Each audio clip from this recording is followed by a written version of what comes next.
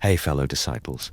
Tonight we begin with Peter's morning routine in Capernaum, a day that started with checking his nets for holes, scraping dried fish scales from wooden planks, and the familiar ache in his lower back from years of hauling in catches, somehow became the moment that changed everything. Of course, Peter had no way of knowing that this particular Tuesday morning would be his last as a fisherman. He couldn't have predicted that before the sun reached its peak, he would abandon everything he'd ever known to follow a stranger whose voice carried an authority that made grown men drop their nets mid-repair. But that revelation was still hours away, hidden behind the mundane rhythm of a morning that began like every other morning for the past 15 years. But before any of that drama, there were the small, tedious details that filled every ordinary morning in what can only be described as one of the most extraordinary ordinary lives ever lived. Now, if you find these ancient stories help quiet your mind for sleep, consider subscribing to join our growing community of fellow disciples. And if you're comfortable sharing, drop a comment letting us know where in the world you're listening tonight. There's something deeply comforting about knowing we're all drifting off to the same ancient stories together. Take a moment to settle in.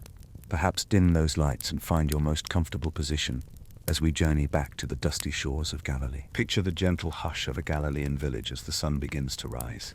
The morning Peter's life changed forever started like any other, with the methodical scraping of fish scales from the bottom of his boat. Each scale caught the early light like a tiny mirror before fluttering into the water, joining thousands of others that had made the same journey over the years.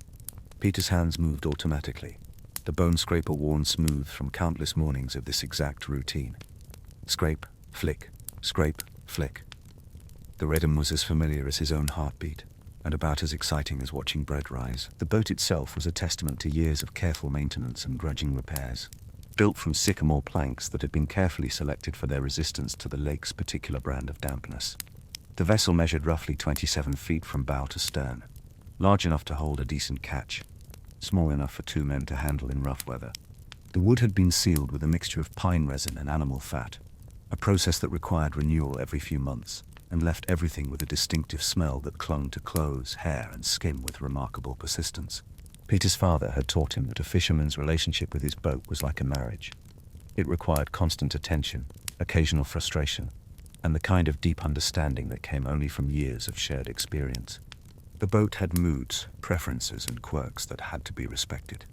It leaked slightly near the stern, but only when the wind came from the southeast. The steering oar had a tendency to stick unless you remembered to oil the pivot point every few days. The anchor rope had been spliced so many times it resembled a patchwork quilt more than a single piece of cordage. But this particular Tuesday morning, Peter discovered something that would test his patience in ways he couldn't yet imagine.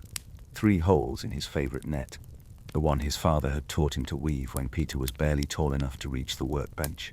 The holes weren't large, mind you, just big enough for a fish to slip through if it was particularly motivated to escape, which Peter had learned over the years fish generally were.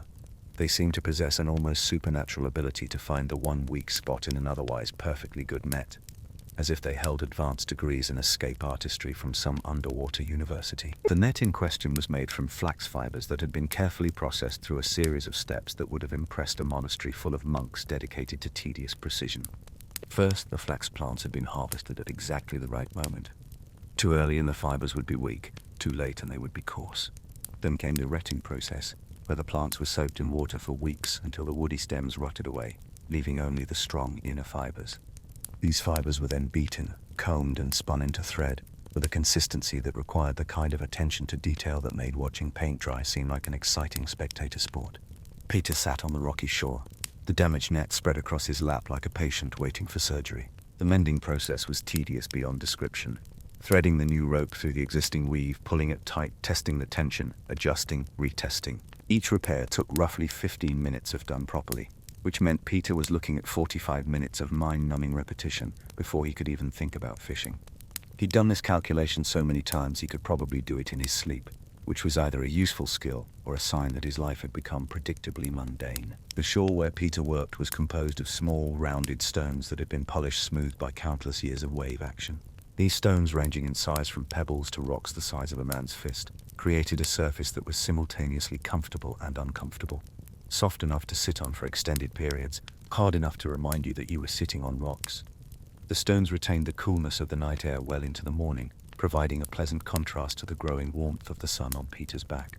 As Peter worked, his fingers moving through the familiar motions of the mend and test routine, his brother Andrew appeared with their breakfast: 2 pieces of barley bread and a small jar of olive oil. Andrew had the look of someone who'd been up for hours, which he had, because someone needed to check the other nets, organize the tackle, and make sure their boat hadn't drifted away during the night. Andrew was the responsible brother, the one who remembered things like bringing food and checking weather patterns. Peter was the one who caught fish and made decisions, which seemed like a fair division of labor, until mornings like this when Peter's decision-making was limited to choosing which hole to mend first. The barley bread Andrew carried was dense and dark, with the kind of substantial texture that suggested it would keep you satisfied for hours rather than minutes. Barley was the grain of choice for working people.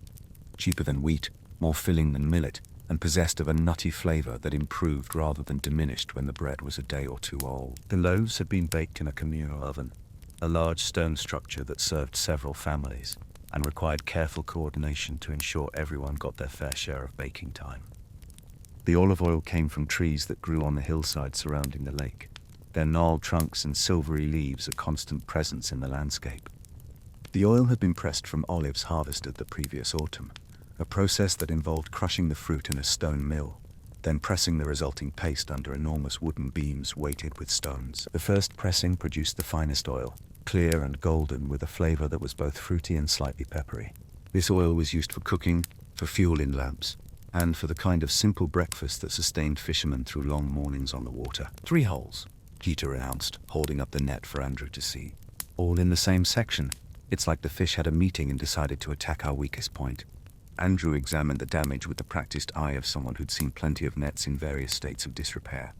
The holes were indeed clustered together, suggesting that a particularly large or determined fish had thrashed its way to freedom, taking several mesh squares with it in the process.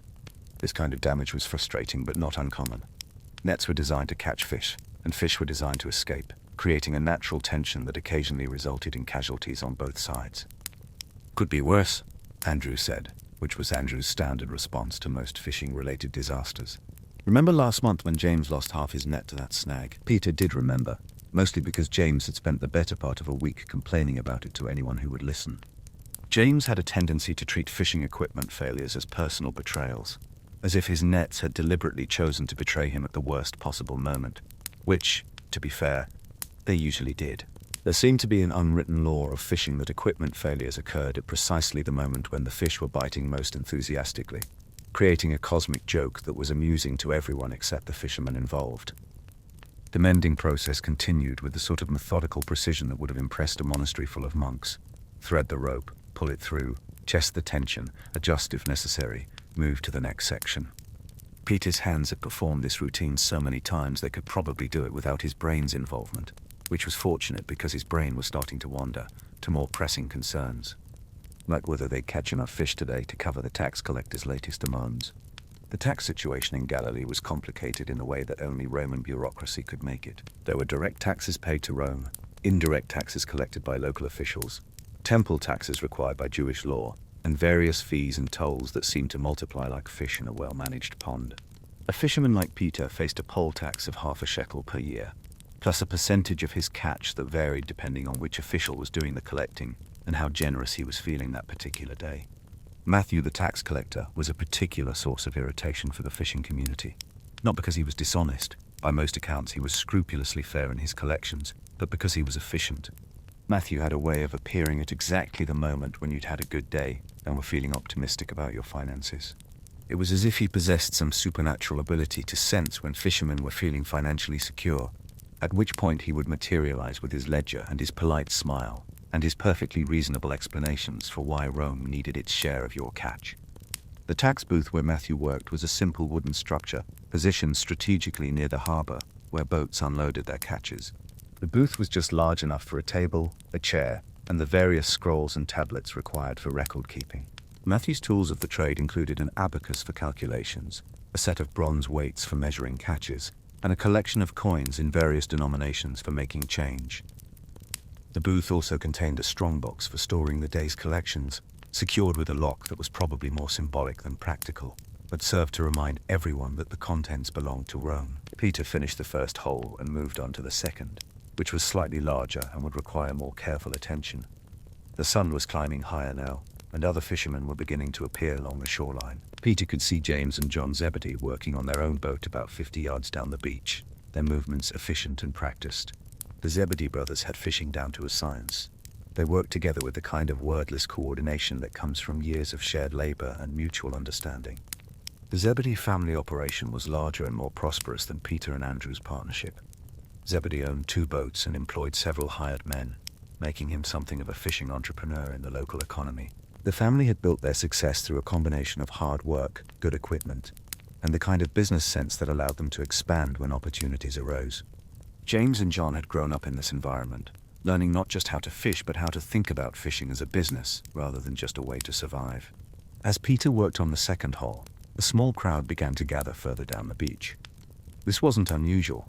Traveling teachers and creatures often stopped in Caponian, and people were generally curious about new voices and fresh perspectives. What was unusual was the size of the crowd and how quickly it was growing. Peter glanced up from his mending to see more people walking toward the gathering, their faces showing the kind of interest that suggested this wasn't just another wandering philosopher with a handful of tired proverbs. Caponian was the kind of place where news traveled fast and crowds formed quickly. The town served as a regional center for the fishing industry, with a population that included not just fishermen, but also merchants, craftsmen, and the various support personnel required to keep a busy harbor functioning. The presence of a Roman garrison added another layer to the community, bringing soldiers, administrators, and the inevitable collection of people who made their living serving the needs of the occupying force. The third hole proved to be the most challenging, located at a stress point where multiple sections of the net came together. Peter had to carefully work around the existing repairs, threading the new rope through a maze of old patches and reinforcements. His father had always said that a well-maintained net told the story of a fisherman's career, every patch and repair representing a lesson learned, a problem solved, a small victory over the endless challenges of making a living from the sea. The repair work required a specific type of knot that Peter's father had taught him years ago, a complex weaving pattern that distributed stress evenly across multiple strands of rope. The knot was called a fisherman's bend, though Peter had never understood why it was called a bend when it was clearly a knot. The technique involved wrapping the working end of the rope around the standing line twice, then passing it back through both loops in a specific sequence that created a connection strong enough to hold under the stress of a full net, but simple enough to untie when repairs were needed. By the time Peter finished his repairs, the crowd down the beach had grown considerably. He could hear a voice carrying across the water, though he couldn't make out the words from this distance. The voice had a quality that was different from the usual traveling teachers, clearer, more confident, with an authority that seemed to cut through the morning air like a well-sharpened knife through fresh bread. Andrew had wandered closer to listen, leaving Peter alone with his newly mended net and a growing sense that something significant was happening just beyond his immediate attention. Peter tested his repairs one final time, pulling gently on each section to ensure the new rope would hold under pressure. The work was solid, not beautiful perhaps, but functional. The net would serve its purpose, which was really all that mattered in the fishing business. Beauty was for people who didn't have to worry about whether their equipment would hold together long enough to pay the bills. The testing process involved stretching each repaired section to about half the tension it would experience during actual fishing. Too little tension, and you couldn't be sure the repair would hold. Too much, and you risked damaging the surrounding mesh. Peter had learned through experience that the rope would stretch slightly under load, so the initial repair needed to be slightly tighter than the final result. It was one of those small technical details that separated successful fishermen from those who spent more time mending nets than catching fish. As Peter began folding the net for storage, he noticed that Andrew hadn't returned from his investigation of the crowd. This was unlike his brother, who usually kept a careful eye on their schedule and their equipment. Andrew was the kind of person who worried about being late, about missing opportunities, about the thousand small details that could turn a good day into a disaster. For him to abandon his post suggested that whatever was happening down the beach was genuinely compelling. Peter looked down the beach and saw Andrew standing at the edge of the gathering, his posture suggesting deep attention to whatever was being said. Other fishermen had also stopped their work to listen, which was remarkable given that morning was prime preparation time for the day's fishing. In the fishing business, time was literally money. Every minute spent on shore was a minute not spent catching fish, and fish didn't wait for fishermen to finish their other obligations. The crowd included people Peter recognized from around town, merchants from the market, craftsmen from the various workshops, women carrying water jars who had apparently stopped their morning routines to listen. There were also faces Peter didn't recognize, suggesting that word of the teacher had spread beyond Capernaum to the surrounding villages. This kind of rapid crowd formation usually indicated either very good news or very bad news, and Peter couldn't tell which this might be. Peter found himself in an unexpected dilemma. His net was repaired, his boat was ready, and the morning fishing conditions looked promising. The wind was light but steady from the northwest, which would help with casting nets and wouldn't create the kind of chop that made fish skittish. The water temperature was perfect for the kind of fishing they planned to do, and the barometric pressure felt stable. Every practical consideration suggested he should launch his boat and get to work while the fish were still active and the competition was minimal. But the growing crowd and Andrew's obvious fascination suggested that something worth hearing was happening just a short walk away. Peter had lived in Capernaum long enough to know the difference between ordinary traveling teachers and something genuinely unusual. The ordinary teachers drew small crowds that dispersed quickly when people remembered they had work to do. This crowd was growing, not shrinking, and showed no signs of losing interest. The decision, when it came, felt almost automatic. Peter set down his folded net, brushed the fish scales from his hands, and walked toward the crowd. He told himself he was just checking on Andrew, making sure his brother hadn't gotten distracted by some traveling merchant selling overpriced fishing gear or questionable investment opportunities. But as he got closer and began to hear fragments of the teaching, Peter realized that this was something entirely different. The teacher was talking about fishing, which immediately caught Peter's attention. But he wasn't discussing techniques or equipment, or the best times to cast nets. Instead, he was using fishing as a metaphor for something larger, something that Peter couldn't quite grasp, but found strangely compelling. The man's voice was clear and confident, but not in the way of someone trying to impress an audience. It was the confidence of someone who knew exactly what he was talking about, and wasn't particularly concerned with whether his listeners agreed with him. Peter worked his way through the crowd until he was close enough to see the teacher clearly. The man was younger than Peter had expected, probably in his early 30s, with the kind of weathered hands that suggested he was no stranger to physical work. His clothes were simple but well made, a tunic of undyed wool that had been woven with the kind of attention to detail that spoke of quality craftsmanship, and a cloak that showed signs of regular use but careful maintenance. The teacher's sandals were particularly interesting to Peter, who had developed an eye for footwear during his years of walking on rocky shores and slippery boat decks. These were not the sandals of someone who spent his time in comfortable indoor spaces. The leather was thick and well-oiled, the straps showed signs of frequent adjustment, and the soles were worn in the pattern that came from walking long distances on varied terrain. These were the sandals of someone who traveled regularly and took care of his equipment. As Peter listened, he found himself drawn into the teaching in a way that surprised him. The man was talking about nets and fishing and the patient work of hauling in catches, but somehow making it all point towards something deeper. Peter had spent his entire adult life thinking about nets and fish, and the endless cycle of preparation and work and repair, but he'd never considered that these familiar activities might be metaphors for something more significant. The teaching style was unlike anything Peter had encountered before. Most traveling teachers relied on complex theological arguments or elaborate interpretations of scripture that required years of study to understand. This teacher spoke in simple, direct language that connected immediately with his audience's daily experience. He talked about things everyone understood: work, family, money, the struggle to make a living, but somehow made these ordinary concerns point toward extraordinary possibilities. The crowd around Peter was completely silent, which was unusual for any gathering of this size. Normally there would be whispered conversations, crying children, people coming and going as their attention wandered, but this audience was focused, with the kind of intensity usually reserved for life and death situations. Peter could see faces in the crowd that showed the same mixture of confusion and fascination that he was feeling. The teaching continued for what felt like hours, but was probably only minutes. Peter found himself forgetting about his boat, his schedule, and even the fish that were presumably swimming around the lake waiting to be caught. The teacher's words seemed to connect directly with something Peter hadn't even realized he was thinking about. Questions about purpose and meaning, and whether there might be more to life than the endless cycle of mending nets and catching fish, and paying taxes. When the teacher finished speaking, the crowd began to disperse slowly, people talking quietly among themselves as they returned to their morning routines. But instead of the usual rapid dissolution that followed most public gatherings, this crowd seemed reluctant to leave. People lingered, continuing conversations that had been started by the teaching, forming small groups that showed no signs of breaking up anytime soon. Peter stood still for a moment, trying to process what he'd heard and why it had affected him so strongly.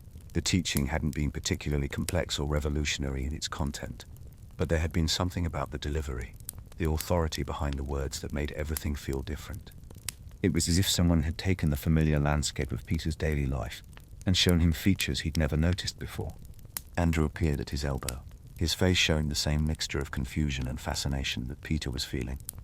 The brothers stood together in comfortable silence, both processing what they'd just experienced. Around them, the crowd continued its slow dispersal, but the energy of the gathering lingered in the air, like the smell of smoke after a fire has been extinguished. "Did you hear all of that?" Andrew asked finally. "Most of it," Peter replied. "What did you think?" Andrew was quiet for a moment, considering. "I think," he said finally, "that we might want to hear more." Peter nodded, though he wasn't entirely sure what more would look like, or how it would fit into their carefully structured routine of fishing and mending and surviving. But as they walked back toward their boat, Peter found himself thinking less about the morning's fishing prospects, and more about the teacher's words about nets and catches, and the possibility that their familiar work might be preparation for something they hadn't yet imagined. The boat launch went smoothly, despite their delayed start. Peter and Andrew worked together with their usual efficiency, pushing the boat into the shallow water and climbing aboard as it began to float free of the sandy bottom. The water was clear enough that Peter could see the bottom for the first few yards from shore, a mixture of sand and small stones that provided good traction for launching, but would be treacherous for anyone who slipped while getting into the boat. The oars felt familiar in Peter's hands, worn smooth by years of use and shaped to fit his grip perfectly.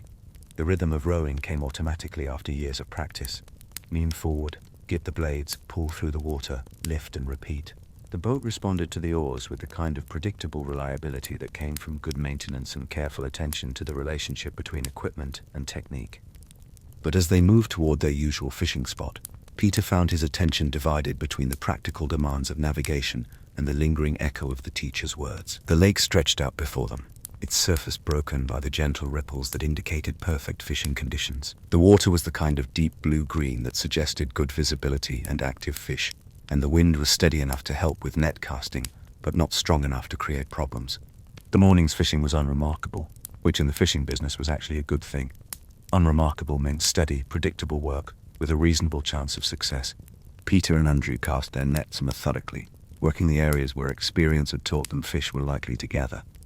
The nets, including Peter's freshly repaired one, performed exactly as expected, holding together under pressure, sinking to the proper depth, coming up heavy enough to justify the effort.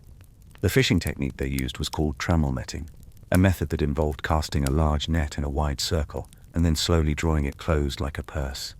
The net was weighted around the edges with small lead sinkers that helped it sink quickly and maintain its shape underwater. The process required careful coordination between the two fishermen, one to handle the boat and maintain position, the other to cast and retrieve the net. But even as Peter went through the familiar motions of casting and hauling and sorting the catch, part of his mind remained focused on the morning's unexpected encounter. The teacher had talked about fishing for people, which was either a clever metaphor or a completely impractical career suggestion. Peter couldn't imagine how one would go about catching people, or what you would do with them once you'd caught them, or whether there was any kind of market for human catches. The more Peter thought about it, the more the teacher's words seemed to suggest that fishing, the actual practical net and boat kind of fishing, might be preparation for something entirely different, which was an interesting idea, though Peter couldn't quite figure out what that something else might be, or how his years of experience with stubborn fish and temperamental nets would translate to whatever the teacher had in mind. As the morning progressed and their catch accumulated, Peter found himself paying closer attention to the details of his work. The way the net moved through the water, the subtle signs that indicated where fish might be gathering, the patient process of working an area thoroughly before moving on to the next spot. These were skills he'd developed over years of practice, habits so ingrained they felt like instinct. But the teacher's words had suggested that these familiar skills might have applications Peter had never considered. The fish they caught that morning were typical for the season, mostly sardines and carp, with a few larger specimens that would bring better prices at the market. The sardines were small and silvery, perfect for salting and preserving for later use. The carp are larger and meatier, good for immediate consumption or for trading to merchants who would transport them to markets and larger towns. By midday, Peter and Andrew had caught enough fish to meet their immediate needs and have some left over for the market. It was a good morning's work. the kind of steady success that made the fishing life sustainable if not particularly exciting. As they prepared to head back to shore, Peter found himself looking toward the beach where the teacher had spoken, wondering if the man was still in the area or if he'd moved on to the next village. The return trip gave Peter time to think about the morning's events and what they might mean for his carefully ordered routine. He'd spent years building a life around the predictable rhythms of fishing. The early mornings, the equipment maintenance, the patient work of casting and hauling nets. It was a good life, honest work that provided for his family and contributed to his community. But the teacher's words had planted a question Peter couldn't quite shake. What if this familiar work was preparation for something larger? As they approached the shore, Peter could see that a small group had gathered around the teacher, who was apparently still in the area. The group included several people Peter recognized from the morning crowd, along with a few newcomers who had presumably heard about the teaching and come to investigate. The teacher was sitting on a large stone near the water's edge, speaking quietly with those who had gathered around him. The stone where the teacher sat was one of several large boulders that had been placed along the shoreline to help with boat launching and to provide seating for people waiting for the fishing boats to return. These stones had been worn smooth by years of use and weather, creating natural seats that were surprisingly comfortable for extended periods. The particular stone the teacher had chosen was positioned to take advantage of the morning shade from a nearby olive tree, suggesting either good planning or fortunate timing. Peter and Andrew beached their boat and began the routine process of unloading their catch and securing their equipment. The fish was sorted by size and type, with the best specimens set aside for the market and the smaller ones reserved for personal use.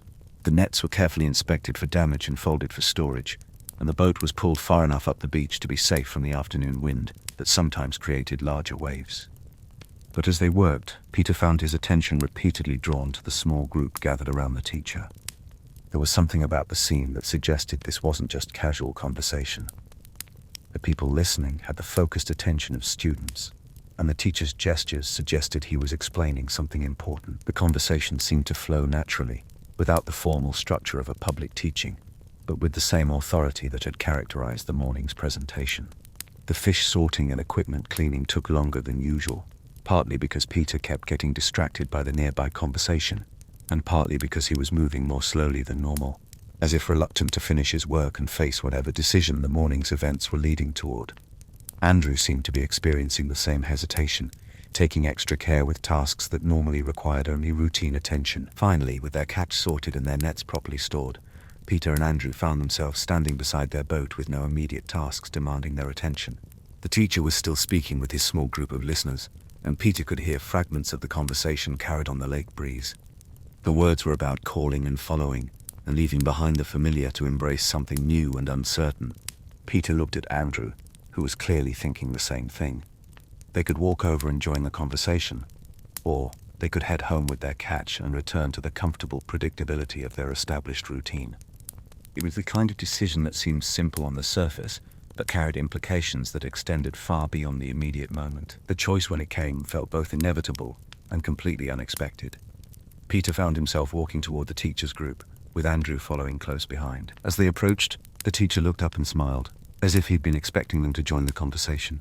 The smile was warm and welcoming, but also knowing, as if the teacher understood exactly what kind of internal debate Peter and Andrew had just resolved. "Peter, Andrew," the teacher said, using their names, though Peter was certain they'd never been introduced. "I've been waiting for you." The words were simple, but they carried a weight that Peter felt in his chest. This wasn't just a casual invitation to join a conversation. It was something more significant, a moment that would divide his life into before and after. Peter glanced back at his boat, his nets, the familiar tools of his trade, and realized that whatever happened next, the morning's routine of mending and fishing and planning for tomorrow had just come to an end. "Come follow me," the teacher continued, "and I will make you fishers of men." The invitation hung in the air like a net cast into unknown waters. Peter felt the weight of the decision pressing down on him. The practical considerations of leaving his livelihood, the uncertainty of what fishing for men might actually involve, the risk of abandoning everything familiar for something he couldn't yet understand. But underneath the practical concerns was something else, a sense that this moment had been building toward him for years without his realizing it. Peter looked at Andrew, who nodded slightly.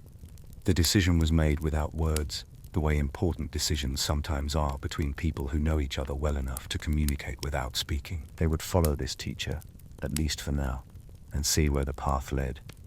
The nets and the boat and the familiar routine of fishing would wait, or perhaps they wouldn't, but the opportunity to discover what fishing for men might mean seemed too important to let pass by. As Peter and Andrew joined the teachers' group, other fishermen along the beach stopped their work to watch. Some looked curious, others skeptical. A few seemed envious of the courage required to walk away from the known toward the unknown. Peter felt their attention, but found he didn't care what they thought.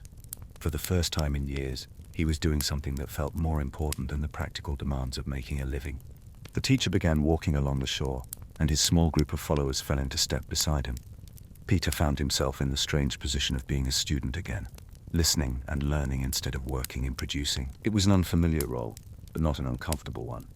As they walked, the teacher continued to speak about nets and fishing, and the patient work of gathering people instead of fish. The shoreline they followed was familiar to Peter from years of fishing, but seeing it from this new perspective made everything look different.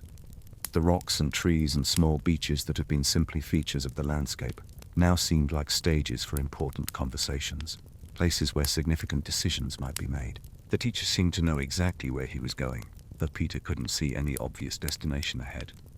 The morning that had started with the tedious routine of mending nets had somehow transformed into the beginning of an entirely new kind of life. Peter couldn't yet see where this path would lead, but he was certain it would be more interesting than anything he could have imagined while scraping fish scales from the bottom of his boat. The familiar rhythms of his old life were already beginning to feel like memories, replaced by the uncertain but compelling rhythm of following someone who seemed to know exactly where he was going. And as the small group made its way along the shoreline, Peter realized that his years of experience with nets and fish and the patient work of hauling in catches had indeed been preparation for something larger. He just hadn't known it until the moment when everything familiar was left behind for the promise of something extraordinary. The sun climbed higher as they walked, and Peter felt the weight of his old life lifting with each step. Behind them, the boats and nets and familiar routines of the fishing village continued their ancient patterns. Ahead lay uncertainty, adventure, and the possibility of discovering what it truly meant to be fishers of men. For Peter, who had spent his entire adult life thinking he knew exactly what his future would look like, the sudden opening of unlimited possibility felt both terrifying and exhilarating. But that was just the beginning of their story. As the small group of followers grew, and their journey took them to new villages and unexpected encounters, each of the disciples would discover that leaving behind the familiar was only the first step in a transformation that would reshape not only their own lives, but the entire course of human history. The nets they had abandoned would be replaced by something far more challenging and infinitely more rewarding than anything they could have caught in the waters of Galilee. In more, the houses where the disciples had grown up were built from the same basalt stones that lined the shores of Galilee, dark volcanic rock that had been shaped by countless generations of stonemasons into blocks that fit together with the precision of a well-made puzzle. These weren't the grand structures you might imagine from later artistic depictions, but practical dwellings designed for families who made their living from the lake and the surrounding countryside. Peter's childhood home in Bethsaida was typical of the region. A single-story structure built around a central courtyard, with thick walls that provided insulation against both the summer heat and the winter cold. The walls were roughly 60 centimeters thick, constructed from carefully fitted stones, with smaller rocks and clay mortar filling the gaps. This thickness wasn't just for structural integrity. It created a thermal mass that kept the interior cool during the day and warm at night, a natural climate control system that worked better than anything the Romans had devised. The roof was flat, constructed from sycamore beams that spanned the width of each room, and supported a layer of smaller branches, reeds and clay that was packed down and sealed with a mixture of lime and chopped straw. This roof served as more than just protection from the weather. It was additional living space, a place where families could sleep during hot summer nights, where grain could be dried after harvest, and where women could work at their looms while keeping an eye on children playing in the courtyard below. The floors were made from the same basalt stones as the walls, but cut thinner and fitted more precisely to create a surface that was both durable and reasonably comfortable underfoot. These stones were worn smooth by years of use, creating a surface that was easy to clean and maintained a pleasant coolness even during the hottest days. In winter, families would spread woven mats made from reeds or wool to provide additional warmth and comfort. The central courtyard was the heart of family life, an open space where most daily activities took place. This was where meals were prepared and eaten, where children played and learned, where visitors were received and business was conducted. The courtyard was paved with the same basalt stones as the interior floors, but with small gaps between the stones that allowed rainwater to drain away and prevented the space from becoming muddy during the rainy season. Around the courtyard were arranged the various rooms that served different functions: sleeping chambers, storage areas, and workshops where family members pursued their trades. Peter's father had maintained a small area where he repaired nets and crafted fishing equipment, a space that smelled permanently of rope and tar and the various oils used to preserve wood and leather. This workshop was where Peter had learned the skills that would define his adult life, spending countless hours as a child watching his father's hands move through the complex motions of net making and boat repair. The kitchen area was typically located near the courtyard, but under a covered area that provided protection from rain, while allowing smoke from cooking fires to escape. The cooking was done over an open fire built in a shallow depression lined with stones, with clay pots and bronze implements arranged on shelves carved into the walls. The fire was fed with wood, charcoal, or dried dung, depending on what was available and what kind of cooking was being done. Water was stored in large clay jars that were kept in the coolest part of the house, usually in a corner that received the least direct sunlight.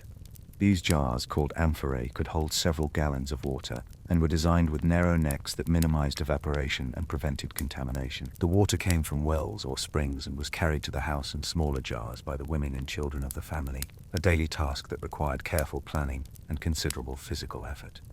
The sleeping arrangements in these houses reflected both practical considerations and social customs. Parents typically slept in a separate room, while children shared sleeping areas that could be divided by hanging curtains for privacy. The beds were simple affairs, wooden frames strung with rope or leather strips to support thin mattresses stuffed with straw or wool.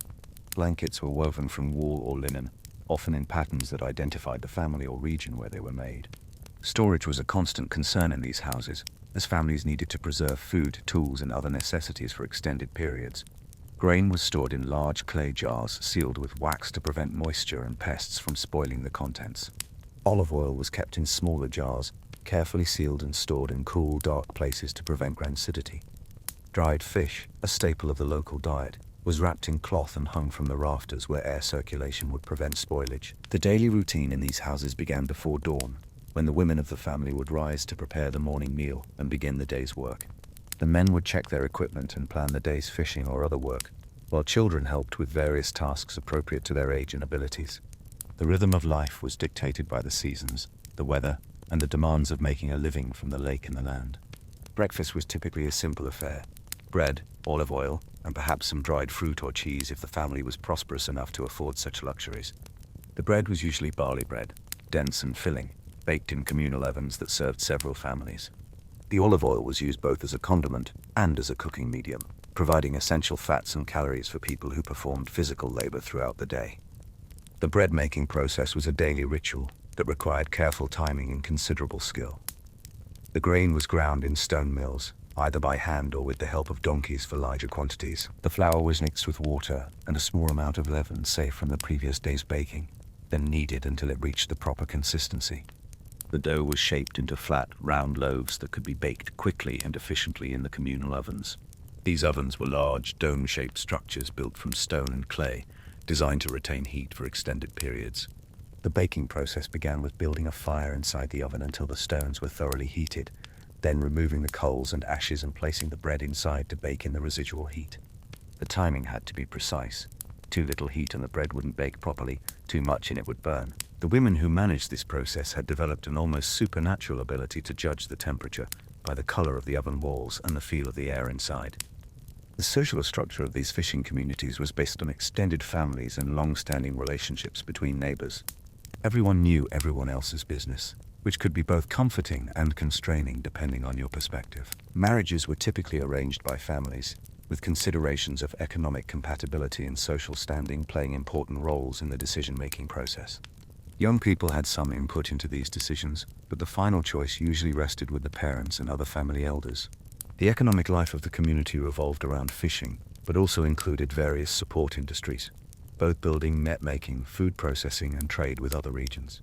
The lake provided not just fish but also transportation, connecting the various towns and villages around its shores and providing access to markets and larger cities. Merchants regularly traveled the lake, buying fish and other local products, and bringing goods from distant places. The religious life of the community was centered on the synagogue, a building that served not just as a place of worship, but as a community center where important decisions were made and disputes were resolved. The synagogue was typically the largest and most impressive building in the town, constructed with the same basalt stones as the houses, but with more elaborate decoration and larger interior spaces. The weekly rhythm of life was punctuated by the Sabbath, a day of rest that began at sunset on Friday and continued until sunset on Saturday. This was a time when work stopped, families gathered for special meals, and the community came together for worship and study. The Sabbath meals were more elaborate than daily fare, often including meat if the family could afford it, and special breads and wines that marked the occasion as different from ordinary days. The weekly rhythm of life was punctuated by the Sabbath, a day of rest that began at sunset on Friday and continued until sunset on Saturday. This was a time when work stopped, families gathered for special meals, and the community came together for worship and study. The Sabbath meals were more elaborate than daily fare, often including meat if the family could afford it, and special breads and wines that marked the occasion as different from ordinary days. The preparation for Sabbath began early in the week, as families planned and prepared the special foods that would be needed.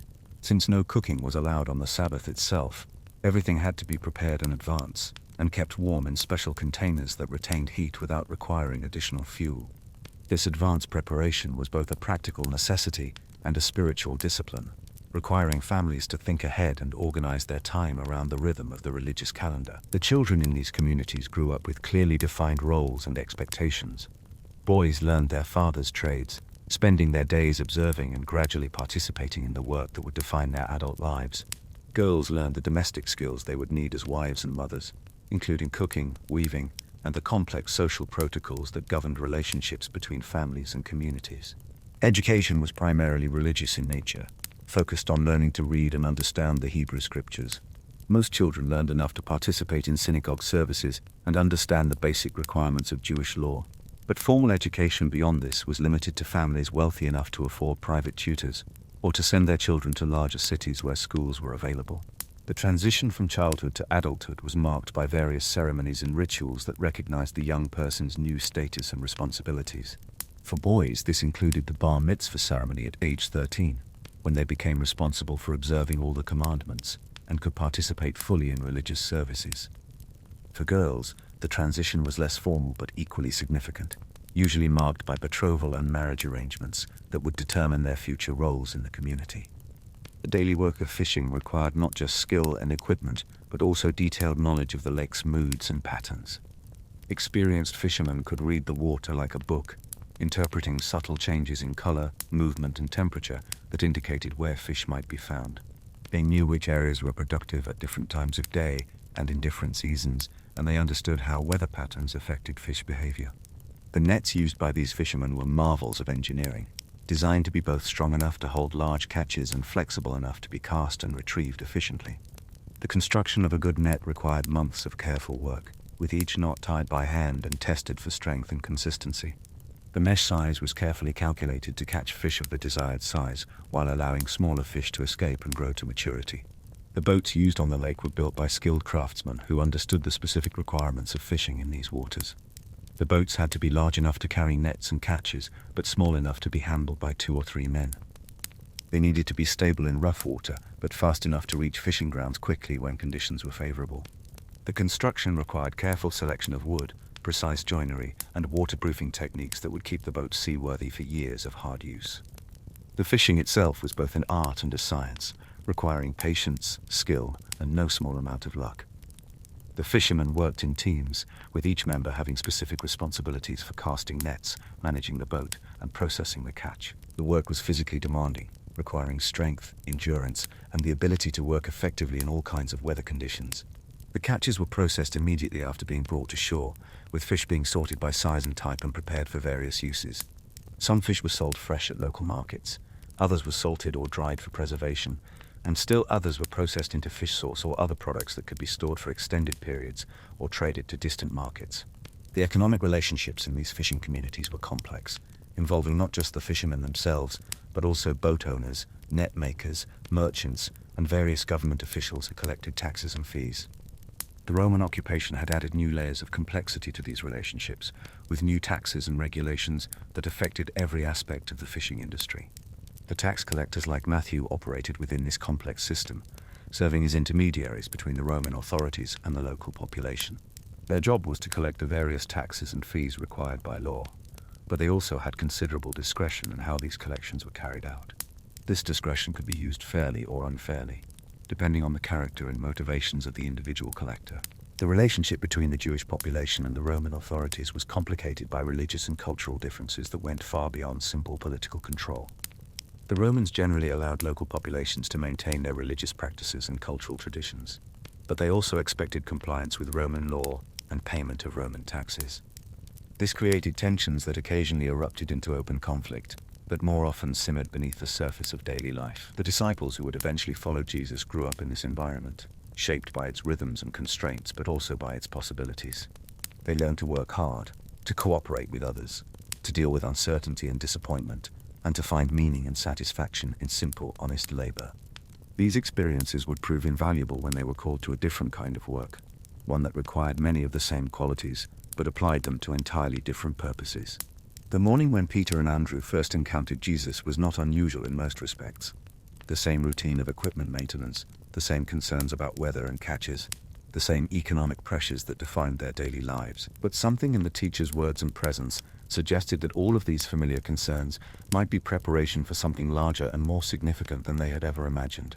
As they walked away from their boats and nets that morning, Peter and Andrew were not just leaving behind their livelihood, they were stepping out of one story and into another, trading the predictable rhythms of fishing for the uncertain adventure of following someone who seemed to know exactly where he was going, even when his destination was not yet clear to anyone else. The transformation that began that morning would eventually reshape not just their own lives, but the entire course of human history. But in that moment, it felt simply like the next step in a journey that had been building toward this decision for years without their realizing it. The skills they had learned, the relationships they had built, the challenges they had faced, all of it had been preparation for something they were only beginning to understand. And more. The clothing worn by the disciples reflected both practical necessity and social custom, garments designed to provide protection and comfort while conforming to the religious and cultural expectations of their community. The basic outfit for a working man like Peter consisted of several layers, each serving specific purposes and requiring different types of care and maintenance. The innermost garment was a tunic made from linen or lightweight wool, a simple rectangular piece of cloth with holes cut for the head and arms. This tunic extended roughly to the knees and was designed to absorb sweat and provide a barrier between the skin and the outer garments. The fabric was usually undyed, giving it a natural off-white or beige color that didn't show dirt as readily as lighter colors and didn't require the expensive dyes that marked the clothing of wealthier individuals. The construction of this inner tunic was remarkably simple yet effective. The fabric was woven on looms operated by the women of the household, using thread spun from flax fibers that had been processed through the lengthy procedure of retting, beating, and combing. The weaving process itself could take weeks for a single garment, with the weaver working at a pace that allowed for careful attention to tension and consistency. The finished fabric was then cut and sewn using bone needles and thread made from the same fibers as the cloth. Over the inner tunic, working men wore a heavier outer tunic made from wool, which provided additional warmth and protection from the elements. This outer garment was typically dyed in earth tones, browns, greys, or muted blues, using dyes made from local plants and minerals. The dyeing process was both an art and a science, requiring precise timing and temperature control to achieve consistent colors that wouldn't fade quickly when exposed to sun and water. The wool for these garments came from sheep raised in the hills surrounding the lake, animals that had been bred for centuries to produce fleece suitable for the local climate and working conditions. The wool was sheared once a year, usually in late spring when the weather was warm enough that the sheep wouldn't suffer from the loss of their protective coats. Shearing was a community event, with families helping each other complete the work quickly and efficiently. After shearing, the wool went through a complex process of cleaning, carding, and spinning before it could be woven into cloth. The raw fleece was washed repeatedly to remove dirt, oils, and other impurities, then combed with metal cards to align the fibers and remove any remaining debris. The cleaned wool was then spun into thread using simple spindles, a process that required considerable skill to produce thread of consistent thickness and strength. The outer tunic was secured at the waist with a leather belt that served both practical and decorative purposes. The belt held the tunic at the proper length for working, preventing it from interfering with movement, while providing a place to attach tools, pouches, and other necessary items. The leather was usually made from goat skin or sheepskin that had been tanned using bark and other natural materials, creating a durable material that would last for years with proper care.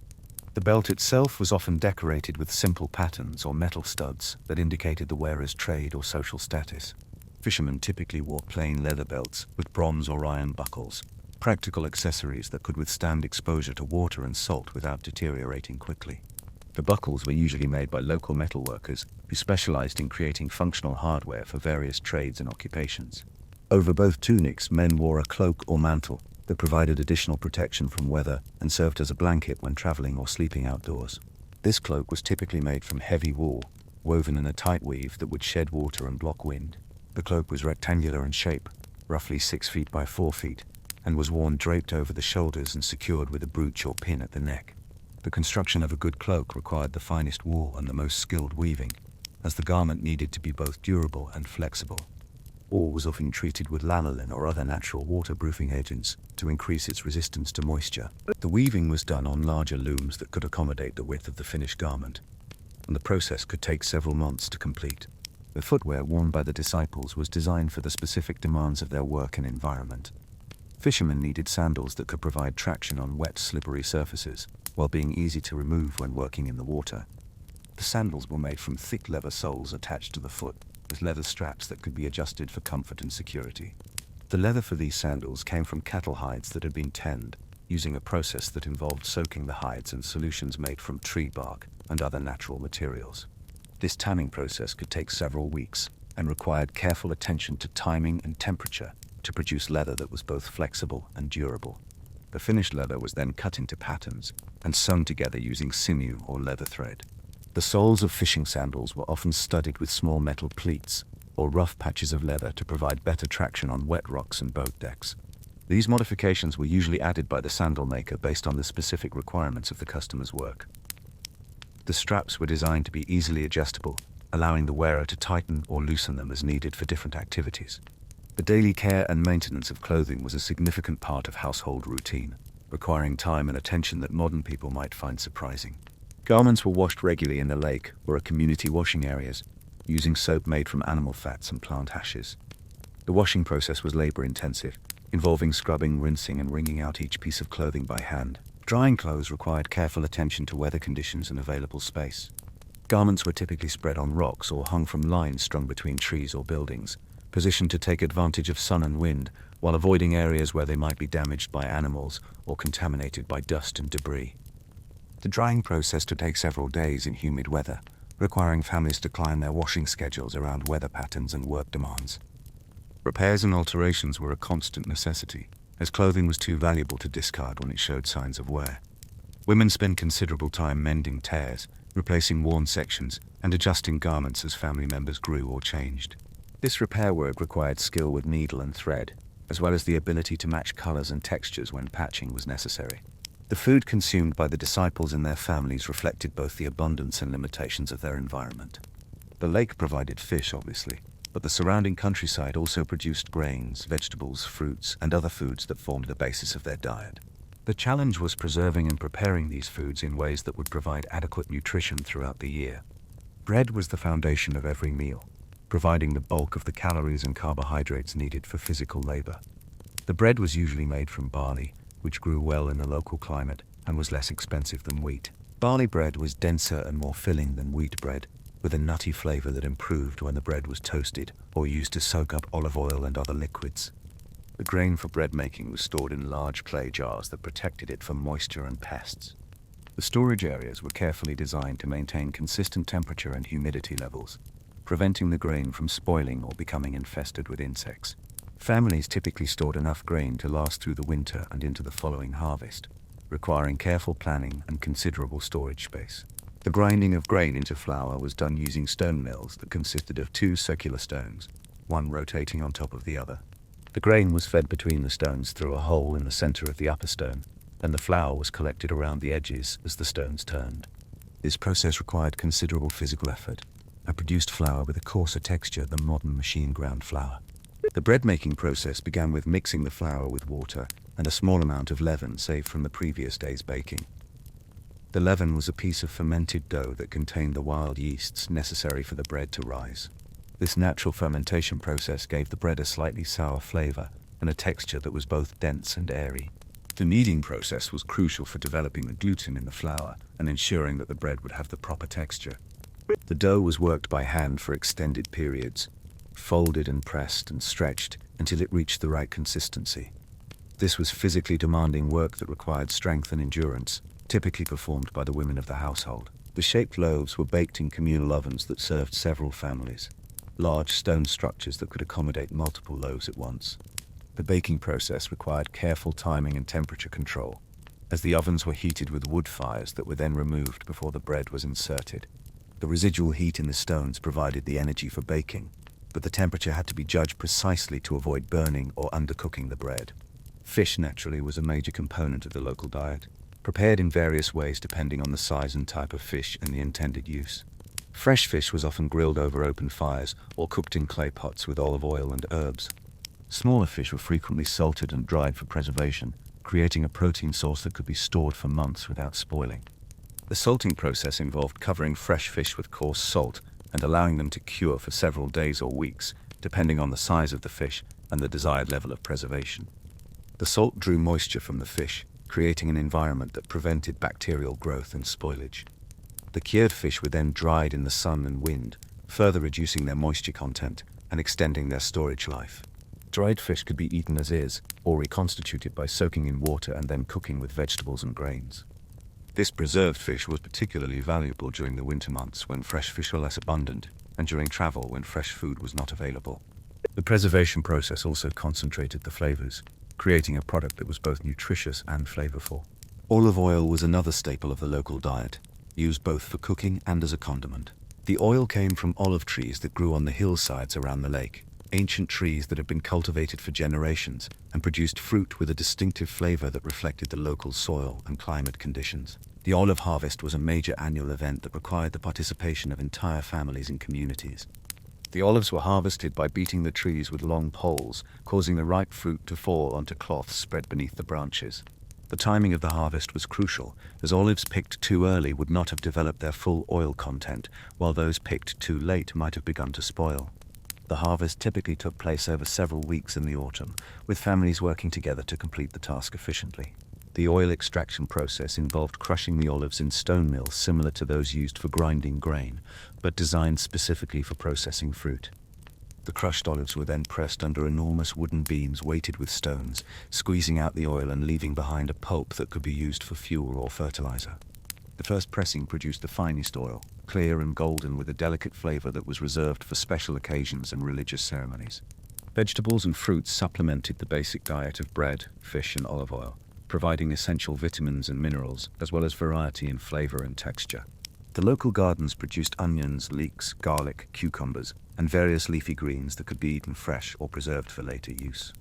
Fruit trees provided figs, dates, grapes, and pomegranates, fruits that could be eaten fresh during their seasons or dried for year-round consumption. The preservation of vegetables and fruits required various techniques depending on the specific food and the desired storage life.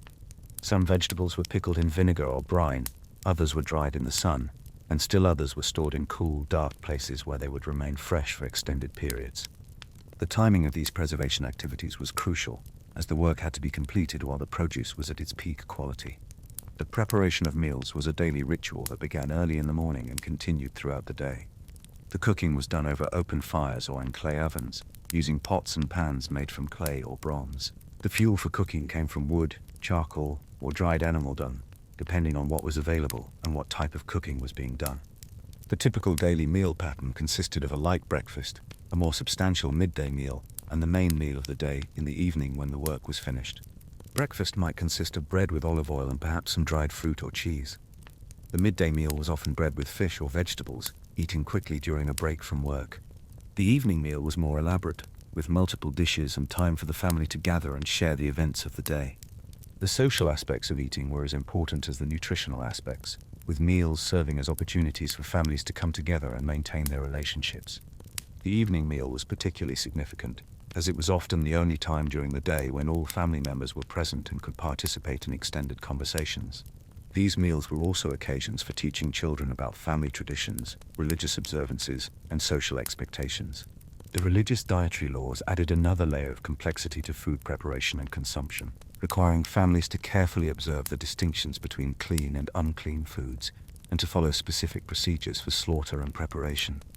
These laws were not just religious requirements, but also practical guidelines that help prevent foodborne illness and maintained community standards for food safety. The observance of these dietary laws required considerable knowledge and attention to detail, as families had to understand not just what foods were permitted, but also how they should be prepared and combined. The laws governing the slaughter of animals, for example, required specific procedures that ensured the meat would be both religiously acceptable and safe to eat. Separation of meat and dairy products required careful planning of meals and storage of ingredients.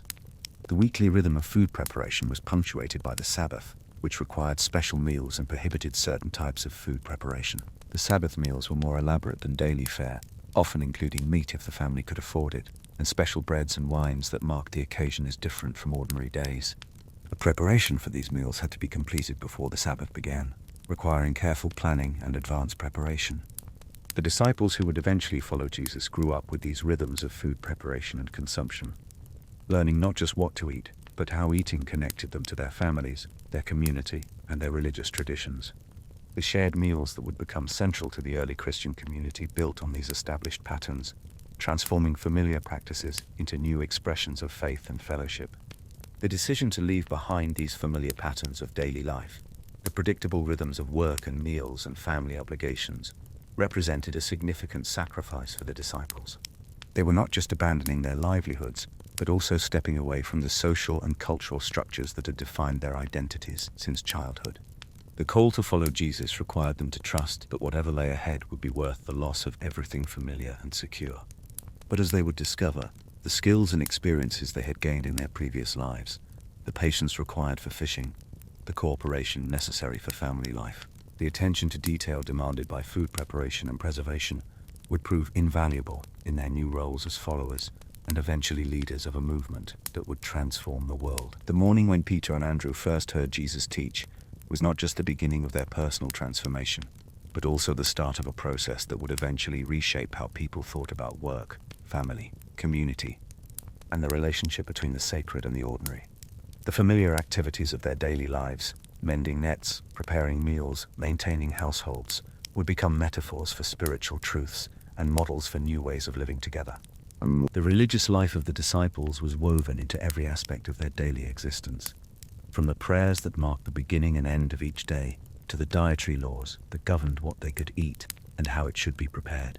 The synagogue in Capernaum served as the center of this religious life, a building that was both a place of worship and a community center, where important decisions were made and disputes were resolved. The synagogue building itself was constructed from the same dark basalt stones as the houses, but with more elaborate decoration and larger interior spaces designed to accommodate the entire community for weekly services and special occasions. The interior was arranged with benches facing toward Jerusalem, the direction of prayer, and a raised platform where the Torah scrolls were read and teachers delivered their interpretations of Scripture. The Torah scrolls were the most precious possessions of the community, hand-copied texts that contained the foundational laws and stories of the Jewish people. These scrolls were written on specially prepared parchment, using ink made from soot and gum, with each letter carefully formed according to strict rules that had been passed down through generations of scribes. The copying of a Torah scroll could take more than a year to complete, and required the services of a highly skilled scribe who had been trained in the precise requirements of the work. The weekly Sabbath service was the central religious observance for the community, beginning at sunset on Friday and continuing until sunset on Saturday. The service included readings from the Torah and the prophets, prayers that had been standardized over centuries of use, and teachings that helped the community understand how ancient texts applied to contemporary life. The service was conducted in Hebrew, the sacred language, though explanations and discussions often took place in Aramaic, the language of daily conversation. The preparation for Sabbath began early in the week, as families planned and prepared the special foods that would be needed for the Sabbath meals. Since no cooking was allowed on the Sabbath itself, everything had to be prepared in advance and kept warm in special containers that retained heat without requiring additional fuel. This advanced preparation was both a practical necessity and a spiritual discipline, requiring families to think ahead and organize their time around the rhythm of the religious calendar. The Sabbath meals were more elaborate than daily fare, often including meat if the family could afford it, and special breads and wines that marked the occasion as different from ordinary days. The challah bread for Sabbath was made from wheat flour rather than the usual barley, braided into decorative shapes that symbolized the special nature of the day. The wine was often mixed with water and spices to create a drink that was both festive and moderate in its alcohol content. The lighting of the Sabbath candles was a ceremony that marked the official beginning of the holy day, performed by the women of the household, with prayers that had been passed down through generations. The candles were made from beeswax or tallow, carefully crafted to burn for the required length of time, without requiring attention that would violate the Sabbath prohibition against work. The candlesticks were often family heirlooms, passed down from mother to daughter, and treasured as symbols of continuity and tradition. The daily prayer routine included morning and evening prayers that were recited individually or as a family, depending on circumstances and personal preference. These prayers included the Shema, a declaration of faith that was considered the most important prayer in Judaism, and various blessings that acknowledged God's role in providing food, clothing, and other necessities of life. The prayers were recited in Hebrew, though many people also offered personal prayers in Aramaic or their local dialect. The morning prayers were typically said upon waking, before beginning the day's work, and included blessings for the new day and requests for protection and guidance. The evening prayers were said before retiring, including expressions of gratitude for the day's blessings and requests for peaceful sleep and protection through the night. These prayers provided a framework for the day that reminded people of their relationship with God and their obligations to their community. The annual cycle of religious festivals provided additional structure to the year, with major celebrations that required special preparations and observances. Passover was the most significant of these festivals, commemorating the Exodus from Egypt, with a week-long celebration that included special foods, extended family gatherings, and detailed ritual observances that retold the story of liberation from slavery. The preparation for Passover began weeks in advance, as families cleaned their houses thoroughly to remove all traces of leavened bread and prepared the special foods required for the festival meals. The Passover lamb was slaughtered according to specific religious requirements and roasted whole for the ceremonial meal. Unleavened bread was prepared in large quantities, along with bitter herbs and other symbolic foods that played specific roles in the ritual retelling of the Exodus story. The Passover meal itself was a carefully choreographed ceremony that combined eating with storytelling, prayers, and songs that had been passed down through generations. The youngest child present was expected to ask specific questions about the meaning of the ceremony, providing opportunities for the adults to explain the historical and religious significance of the observance. The meal could last for several hours, with multiple courses and extended discussions of the texts and traditions being commemorated. The Festival of Weeks, celebrated 7 weeks after Passover, marked the grain harvest and included offerings of the first fruits of the season. This festival required families to bring their best produce to the synagogue for blessing and distribution to the poor, emphasizing the community's obligation to care for those who were less fortunate. The celebration included special meals featuring the new grain and fresh fruits, along with prayers of thanksgiving for the harvest. The Day of Atonement was the most solemn observance of the year, a day of fasting and prayer when the community sought forgiveness for the sins of the past year and made resolutions for better behavior in the year to come. The preparation for this day included personal reflection and reconciliation with family members and neighbors, as well as charitable giving and other acts of repentance. The day itself was spent in the synagogue, with extended prayers and readings that emphasized themes of forgiveness and renewal. The seasonal rhythms of agricultural life provided another layer of structure to the year, with specific times for planting, cultivating, and harvesting that required the coordination of entire communities. The grain harvest in late spring was a particularly busy time, requiring all available hands to cut, gather, and process the crop before it could be damaged by weather or pests. The work was physically demanding and time-sensitive, creating a sense of urgency that brought communities together in common effort. The olive harvest in autumn was another major community event, requiring families to work together to gather the fruit and process it into oil before it could spoil. The timing of the harvest was crucial, as olives picked too early would not have developed their full oil content, while those picked too late might have begun to deteriorate. The harvest typically took place over several weeks, with families helping each other complete the work efficiently. The grape harvest was equally important, providing fruit for eating fresh, drying into raisins, and fermenting into wine. The winemaking process required careful attention to timing and technique, as the grapes had to be processed quickly after picking to prevent spoilage. The fermentation process took place in large clay jars that were carefully sealed and stored in cool, dark places, where the wine could age properly. The winter months were a time of relative quiet in the agricultural calendar, when families focused on indoor activities like weaving, tool maintenance, and food preparation. This was also the season for storytelling and education, when children learned the traditions and skills they would need as adults. The long winter evenings provided opportunities for extended family gatherings and community celebrations that strengthened social bonds and transmitted cultural knowledge. The spring brought renewed activity, as families prepared their fields for planting and began the cycle of agricultural work that would define the coming year. The timing of planting was crucial, as seeds planted too early might be damaged by late frosts, while those planted too late might not have enough time to mature before the summer heat became too intense. The planting process required careful coordination between families, as some tasks were more efficiently performed by groups working together. The disciples who would eventually follow Jesus grew up within these overlapping rhythms of religious observance, agricultural work, and community life. Their understanding of time and purpose was shaped by these cycles, which provided both structure and meaning to their daily activities. The decision to leave behind these familiar patterns represented a significant disruption to their sense of identity and belonging. The call to follow Jesus required them to step outside the predictable rhythms that had governed their lives since childhood, and embrace a new kind of existence that was less structured, but potentially more meaningful.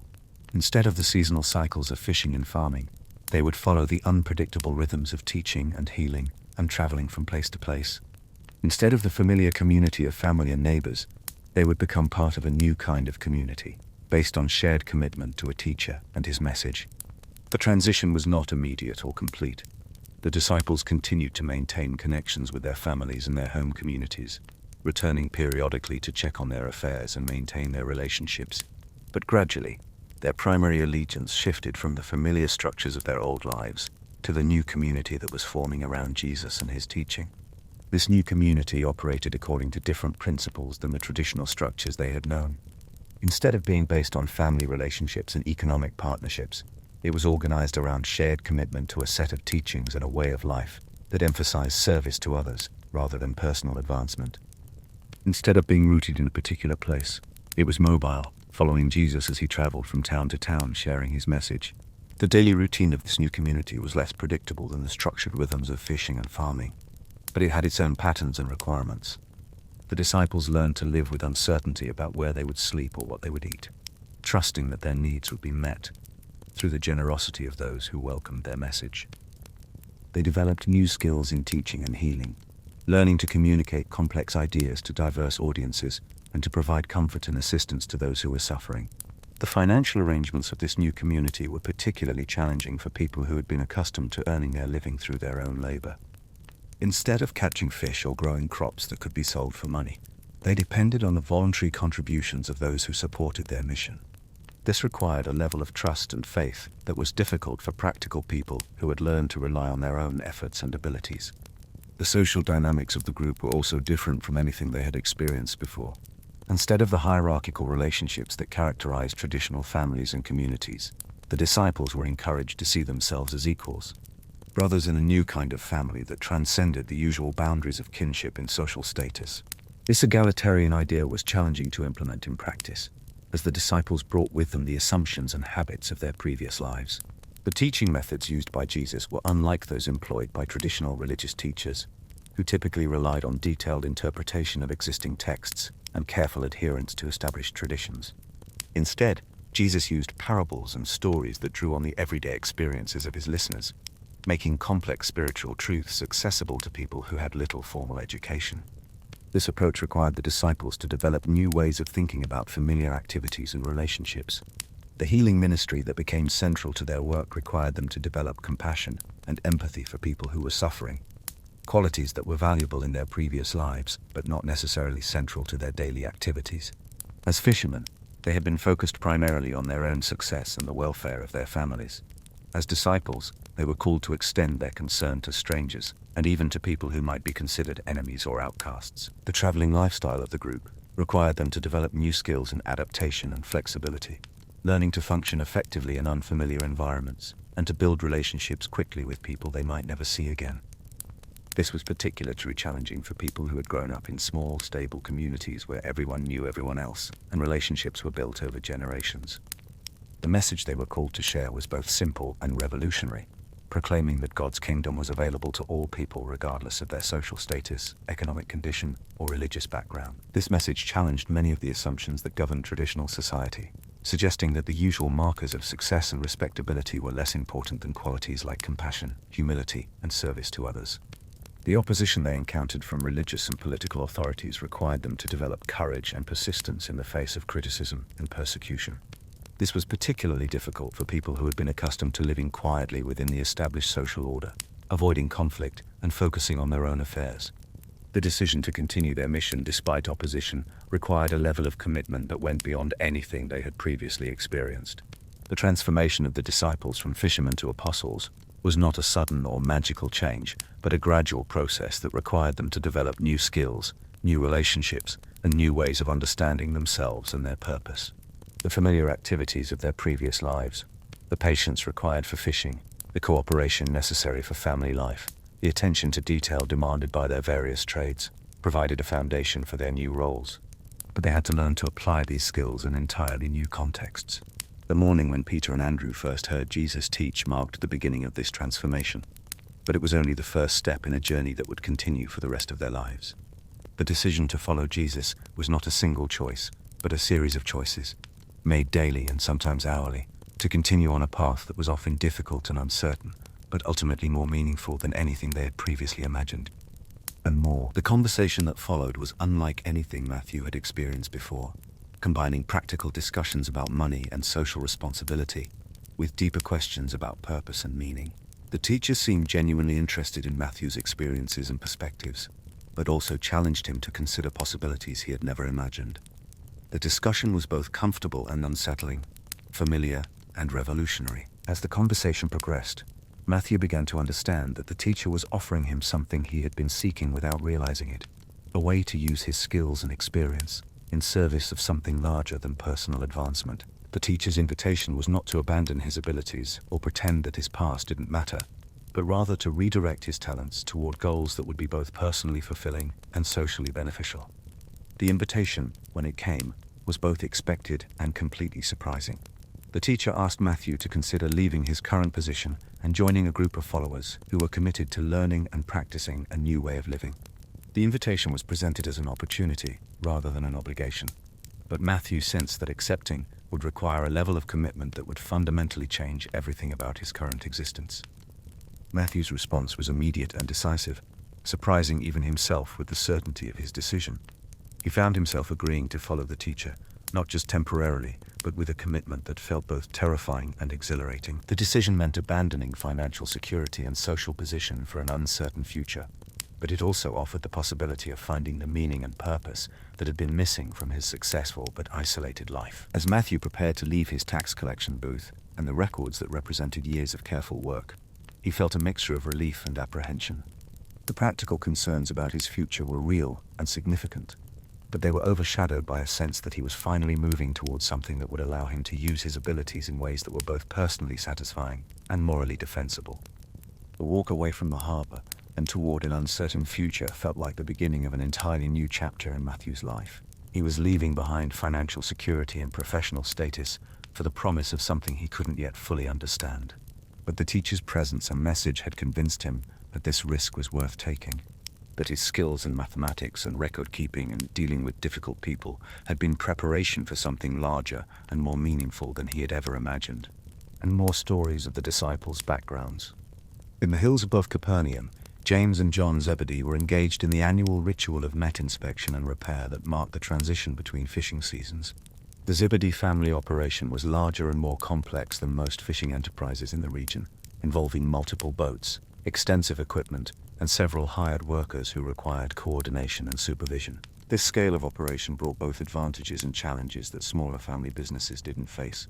The net inspection process was conducted in a large workshop that Zebedee had constructed specifically for equipment maintenance and repair.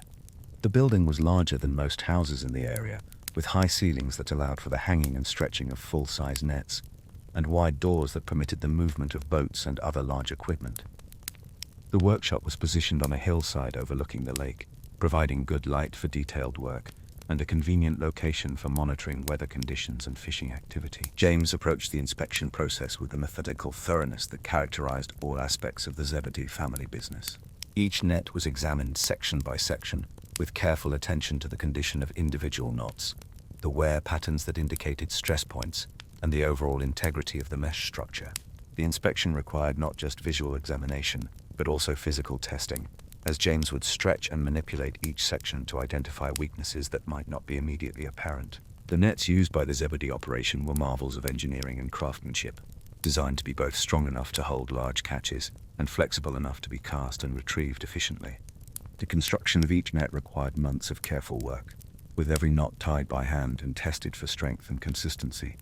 The mesh size was carefully calculated to catch fish of the desired size while allowing smaller fish to escape and grow to maturity. The materials for net construction were carefully selected from suppliers who specialized in providing high-quality fibers for fishing equipment. The flax used for the nets came from fields in the Jordan Valley, where the climate and soil conditions produced fibers with exceptional strength and flexibility. The processing of these fibers into usable thread was a complex procedure that involved retting, beating, combing, and spinning, each step requiring specialized knowledge and considerable skill. John's role in the inspection process was to document the condition of each net and calculate the materials and labor that would be required for necessary repairs. This documentation was essential for planning the repair schedule and ordering materials in advance, as the quality fibers required for net construction were not always readily available and sometimes needed to be ordered from distant suppliers. The planning process also had to account for the seasonal demands of the fishing business, ensuring that repairs would be completed in time for the most productive fishing periods. The Zebedee family's approach to business was characterized by long-term thinking and careful attention to quality, principles that had been passed down through several generations of successful fishermen. Zebedee himself had learned the business from his father, who had built the operation from a single boat and a handful of nets into one of the most successful fishing enterprises on the lake. This success had been achieved through a combination of hard work, good equipment, and the kind of business sense that allowed the family to expand when opportunities arose. The workshop where James and John conducted their inspection was equipped with specialized tools and equipment that reflected the family's commitment to quality and efficiency. The tools included various types of needles for different kinds of repair work, gauges for measuring mesh size and ensuring consistency, and cutting implements designed specifically for working with fishing nets. The equipment also included looms for weaving replacement sections and frames for stretching nets during repair work. The repair techniques used by the Zebedee family had been refined over generations of experience, with specific methods for different types of damage and wear. Small holes could be repaired by reweaving the damaged section, while larger tears required the installation of patches that had to be carefully matched to the surrounding mesh. The most challenging repairs involved damage to the edges or corners of nets, where the stress patterns were complex and the repair work had to be both strong and flexible. The quality control standards maintained by the Zebedee operation were higher than those of most fishing businesses, reflecting both the family's reputation for excellence and the practical requirements of their larger scale operations. A net failure during a major fishing expedition could result in significant financial losses, making it essential that all equipment be maintained to the highest possible standards. This attention to quality extended to all aspects of the business, from the selection of materials to the training of workers. James had grown up in this environment of high standards and careful attention to detail, learning not just the technical skills required for fishing, but also the business principles that made the operation successful.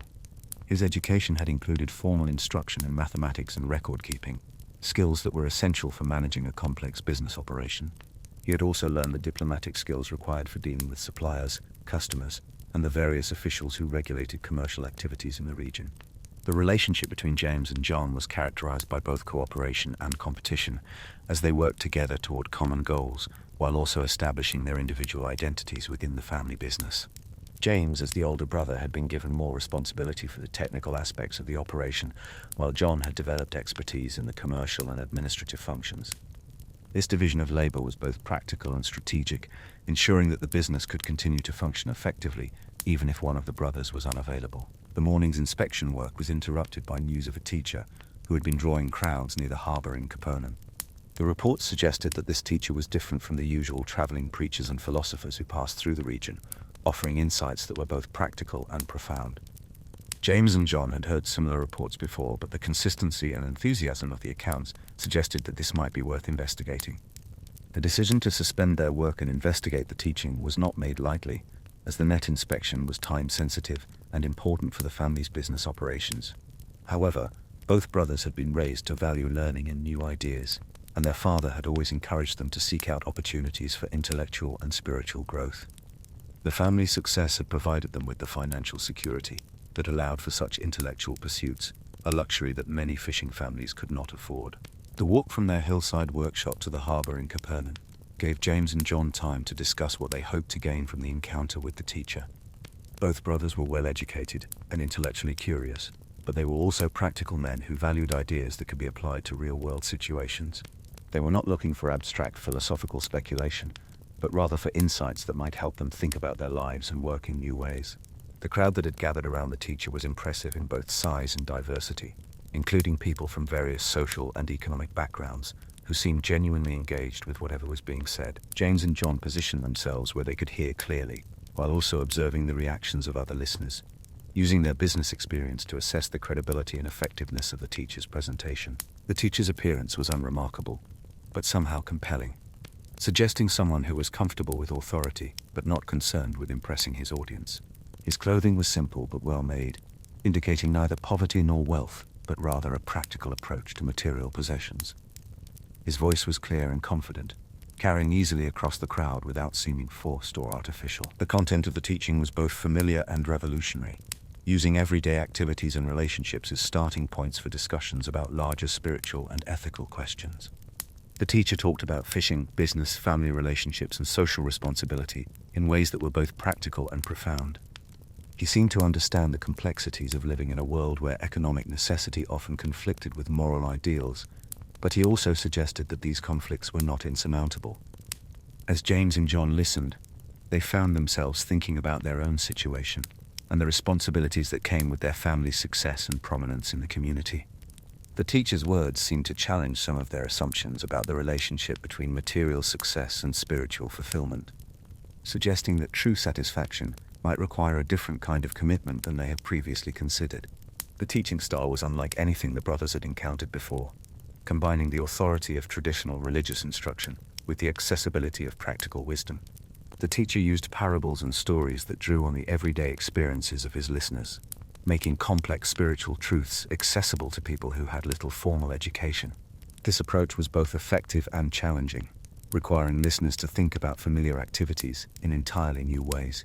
The discussion of fishing was particularly relevant to James and John, as the teacher used their profession as a metaphor for larger spiritual truths. The patience, skill, and understanding required for successful fishing were presented as qualities that could be applied to working with people rather than fish. The teacher suggested that the disciples' experience with nets and boats and the unpredictable behavior of fish had been preparation for a different kind of work altogether. The invitation, when it came, was both expected and completely surprising. The teacher approached James and John directly after the formal teaching had concluded, using their names and acknowledging their family's reputation in the fishing industry. His invitation was not just to listen to his teaching, but to join a group of followers who were committed to learning and practicing a new way of living. "James, John," the teacher said, "come, follow me, and I will make you fishers of men." The words were simple, but they carried implications that the brothers immediately understood. This was not just an invitation to attend more teaching sessions or to support the teacher's ministry from a distance. It was a call to abandon their current lives and commit themselves fully to something they couldn't yet comprehend, but somehow knew was important. The decision required careful consideration of both practical and personal factors. The Zebedee family business was successful and provided financial security for multiple families, including the hired workers who depended on the operation for their livelihoods.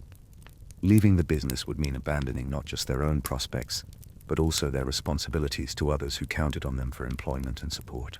But there was something about the teacher's presence and message that made these practical considerations seem less important than they had moments before. The brothers found themselves drawn to the possibility of using their skills and experience in service of something larger than personal or family advancement. The teacher's invitation offered the chance to be part of something that could have significance beyond the local fishing industry. The conversation between James and John was brief but intense, conducted in the kind of shorthand communication that develops between people who have worked closely together for years. Both brothers understood the magnitude of the decision they were being asked to make, but they also recognized that this might be the opportunity they had been unconsciously seeking, a chance to use their abilities in ways that would be both personally fulfilling and socially significant. The decision, when it came, was unanimous and immediate. Both brothers agreed to follow the teacher, accepting his invitation with a commitment that surprised even themselves. The practical concerns about their business and their responsibilities to others were real and significant, but they were overshadowed by a sense that this opportunity was too important to let pass by. As James and John prepared to leave their family's successful fishing operation, they thought about the morning's net inspection and the careful planning that had gone into maintaining their equipment and their business. The skills they had developed in managing complex operations, working with diverse groups of people, and maintaining high standards of quality would prove valuable in their new roles, though applied to entirely different purposes. The walk away from their hillside workshop and toward an uncertain future felt both terrifying and exhilarating. They were leaving behind financial security and established social positions for the promise of something they couldn't yet fully understand. But the teacher's presence and message had convinced them that this risk was worth taking, that their experience in the fishing business had been preparation for something larger and more meaningful than they had ever imagined. And more tales of the disciples' ordinary lives. In a small house near the synagogue, Thomas was engaged in the precise and demanding work of stone carving, a craft that required both artistic vision and technical skill. Thomas had learned his trade from his father, who had been one of the most respected stoneworkers in the region, known for his ability to transform rough basalt blocks into functional and beautiful architectural elements. The workshop where Thomas worked was filled with the tools and materials of his trade, along with examples of his craftsmanship that demonstrated both his technical competence and his artistic sensibility. The stone carving process began with the selection of appropriate raw materials, a task that required considerable knowledge of geology and stone characteristics. The basalt that was common in the region was excellent for construction purposes, being both durable and relatively easy to work, but it required specific techniques and tools to achieve the desired results. Thomas had developed relationships with quarry workers who could identify and extract stones with the particular qualities needed for different types of projects. The tools used for stone carving were specialized implements that had been developed over centuries of experience and refined through generations of craftsmen. The basic tools included various types of chisels for different kinds of cutting and shaping, hammers of different weights and configurations for applying force with precision, and measuring devices for ensuring accuracy and consistency. The more advanced tools included specialized implements for creating decorative elements and finishing surfaces to specific standards. The current project that occupied Thomas's attention was a set of decorative elements for a new house being built by one of the more prosperous merchants in Capernaum. The project required the creation of carved lintels for doorways and windows, decorative panels for interior walls, and a series of functional elements like water basins and storage containers. Each piece had to be crafted to precise specifications, while also incorporating decorative elements that reflected the client's taste and social status. The design process for such projects involved extensive consultation with the client to understand their preferences and requirements, followed by the creation of detailed drawings and models that would guide the actual carving work. Thomas had developed considerable skill in this design phase, learning to translate his clients' often vague aesthetic preferences into specific technical requirements that could be executed in stone. This process required not just artistic ability, but also diplomatic skills for managing client relationships and expectations. The carving work itself was physically demanding and required sustained concentration over extended periods. Each piece had to be shaped gradually through a series of careful cuts and adjustments, with constant attention to proportion, symmetry, and surface quality. A single mistake could ruin hours or even days of work, making it essential that every cut be planned and executed with precision. The work was also dusty and noisy, requiring Thomas to take regular breaks to rest his hands and clear his lungs. The quality standards for stone carving were extremely high, as the finished products were expected to last for generations and to reflect well on both the craftsman and the client. Thomas had developed a reputation for excellence that brought in commissions from the most demanding clients in the region, but this reputation also created pressure to maintain consistently high standards in all of his work. The competition among stone carvers was intense, as there were only a limited number of clients who could afford high-quality custom work. The business aspects of stone carving required careful attention to costs, scheduling, and client relationships. The materials were expensive and had to be ordered well in advance, as the best stones were not always readily available. The labor was time-intensive and required skilled workers who commanded good wages.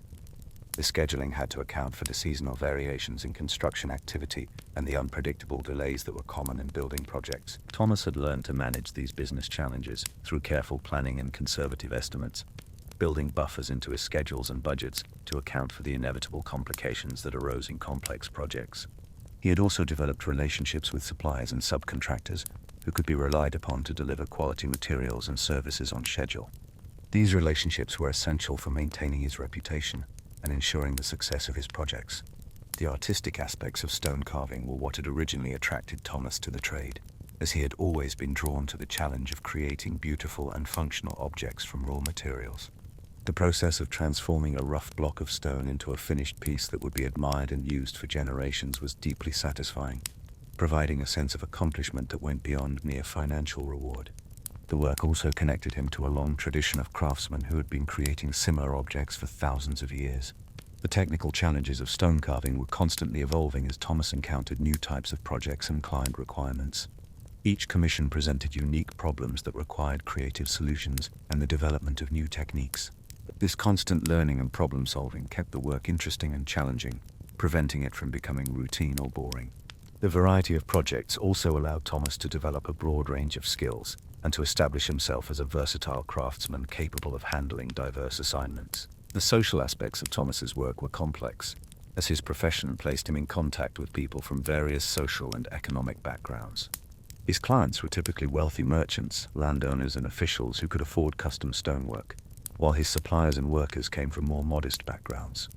This exposure to different social classes gave Thomas a broader perspective on the community and its dynamics than many people in more isolated occupations. The morning's work was interrupted by news of a teacher who had been drawing crowds near the harbor, reportedly offering insights that were both practical and profound.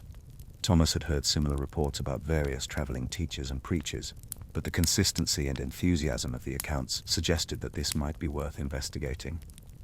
The decision to suspend his work and investigate the teaching was motivated partly by curiosity and partly by a growing sense that his successful but solitary work was missing something important.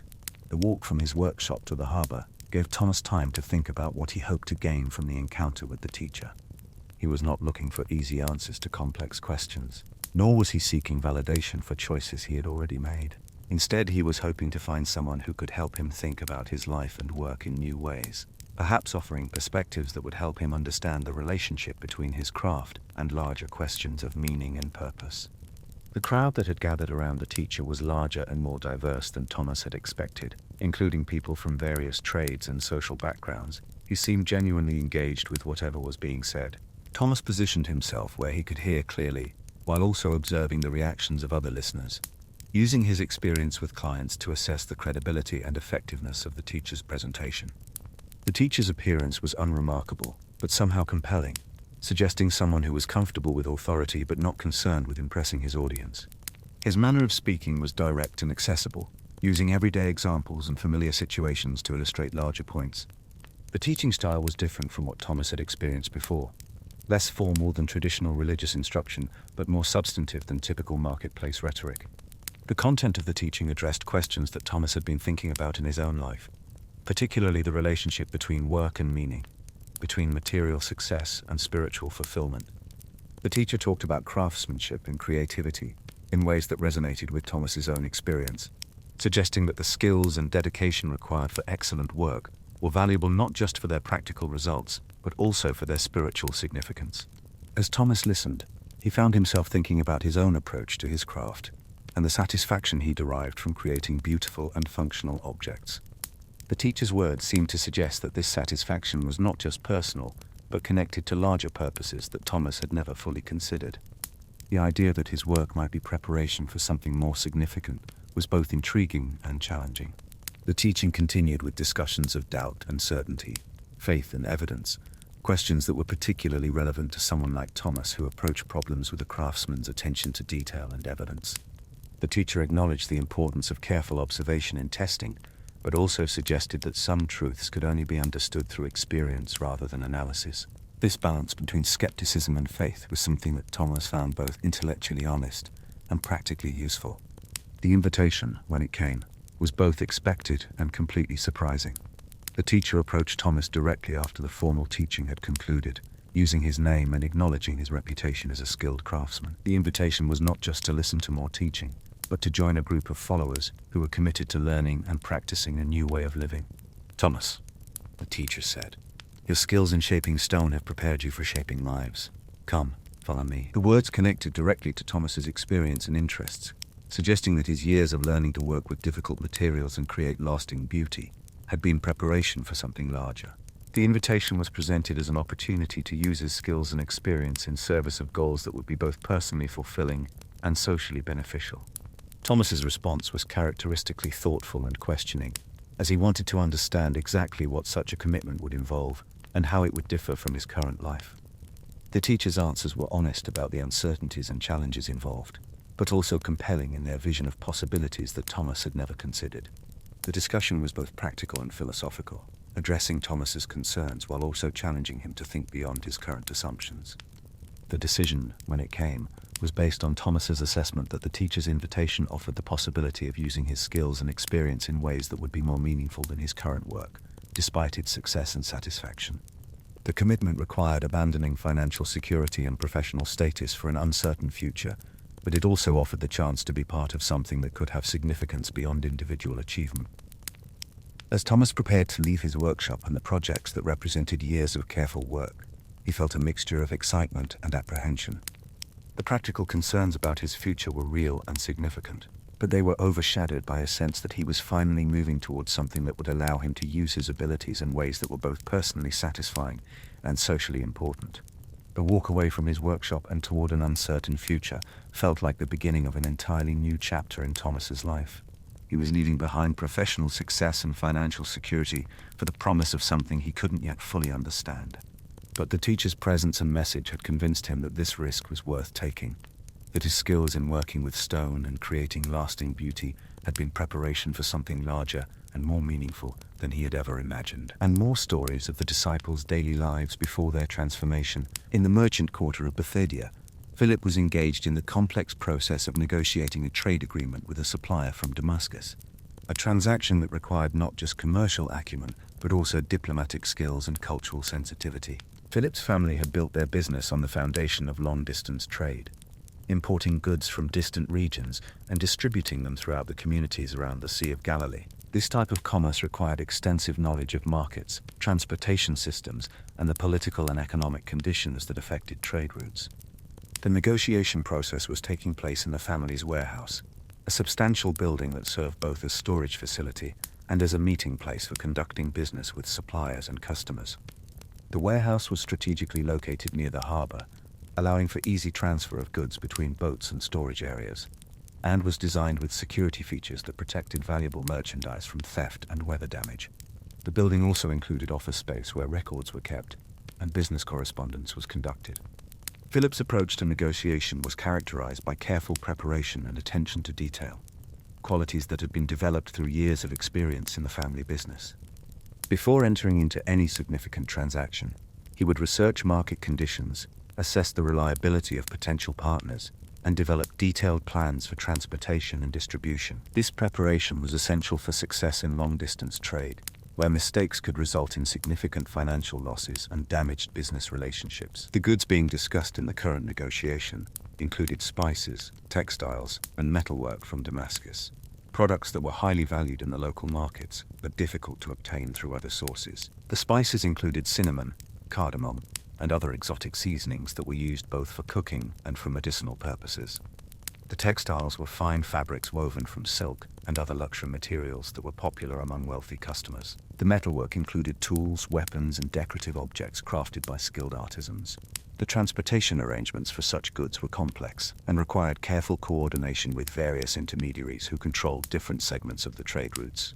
The goods would travel by caravan from Damascus to the Jordan Valley, then by boat across the Sea of Galilee to Bethsaida, where they would be stored and distributed to customers throughout the region. Each segment of this journey involved different risks and costs that had to be factored into the pricing and scheduling of the transaction. Philip had learned the intricacies of international trade from his father, who had built the family business from modest beginnings into one of the most successful commercial operations in the region. The education had included not just the practical aspects of buying and selling, but also the cultural and linguistic skills needed to work effectively with people from different backgrounds. Philip spoke several languages and was familiar with the customs and business practices of various ethnic and religious groups. The financial aspects of long-distance trade required sophisticated understanding of currency exchange, credit arrangements, and risk management. Different regions used different monetary systems, and the value of currencies could fluctuate based on political and economic conditions. Credit arrangements were essential for financing large transactions, but they also created risks that had to be carefully managed. Risk management involved diversifying suppliers and customers, maintaining adequate reserves, and developing contingency plans for various types of disruptions. The current negotiation was complicated by recent political developments that had affected trade routes and created uncertainty about future conditions. Roman policies regarding taxation and regulation were constantly changing, and these changes could have significant impacts on the profitability of trade operations. The negotiation had to account for these uncertainties while also establishing terms that would be acceptable to both parties under various possible scenarios. Philip's reputation in the business community was based on his reliability and fairness in dealing with both suppliers and customers. He had built relationships with merchants throughout the region, who trusted him to deliver quality goods on schedule and to honor his commitments, even when circumstances made it difficult or expensive to do so. This reputation was essential for success in a business that depended heavily on trust and long-term relationships. The warehouse where the negotiation was taking place contained examples of the diverse range of goods that Philip's family imported and distributed. The inventory included not just luxury items for wealthy customers, but also practical goods that were needed by ordinary families, tools, household items, and basic materials that were not produced locally. This diversity helped to stabilize the business by reducing dependence on any single type of product or customer base. The morning's negotiation was interrupted by news of a teacher who had been drawing crowds in Capernaum, reportedly offering insights that were both practical and profound. Philip had heard similar reports about various traveling teachers and philosophers, but his experience with diverse cultures and ideas had made him particularly interested in new perspectives and approaches to familiar questions. The decision to suspend his business activities and investigate the teaching was motivated by both curiosity and a growing sense that his successful but demanding work was missing something important. The walk from Bethsaida to Capernaum gave Philip time to think about what he hoped to gain from the encounter with the teacher. His experience in international trade had exposed him to various religious and philosophical traditions, making him both more open to new ideas and more skeptical of claims that seemed too simple or universal. He was looking for someone who could offer insights that were both intellectually honest and practically useful, perspectives that could help him think about the relationship between commercial success and personal fulfillment. The crowd that had gathered around the teacher was impressive in both size and diversity, including people from various social and economic backgrounds who seemed genuinely engaged with whatever was being said. Philip's experience with diverse groups of people allowed him to assess the credibility of the teacher's message based on the reactions of different types of listeners. The fact that the audience included both educated merchants and simple laborers suggested that the teaching was accessible without being simplistic. The teacher's appearance was unremarkable but somehow compelling, suggesting someone who was comfortable with authority but not concerned with impressing his audience. His manner of speaking was direct and accessible, using examples and illustrations that drew on the everyday experiences of his listeners. The teaching style was different from what Philip had encountered in his travels. Less formal than traditional religious instruction, but more substantive than typical philosophical speculation.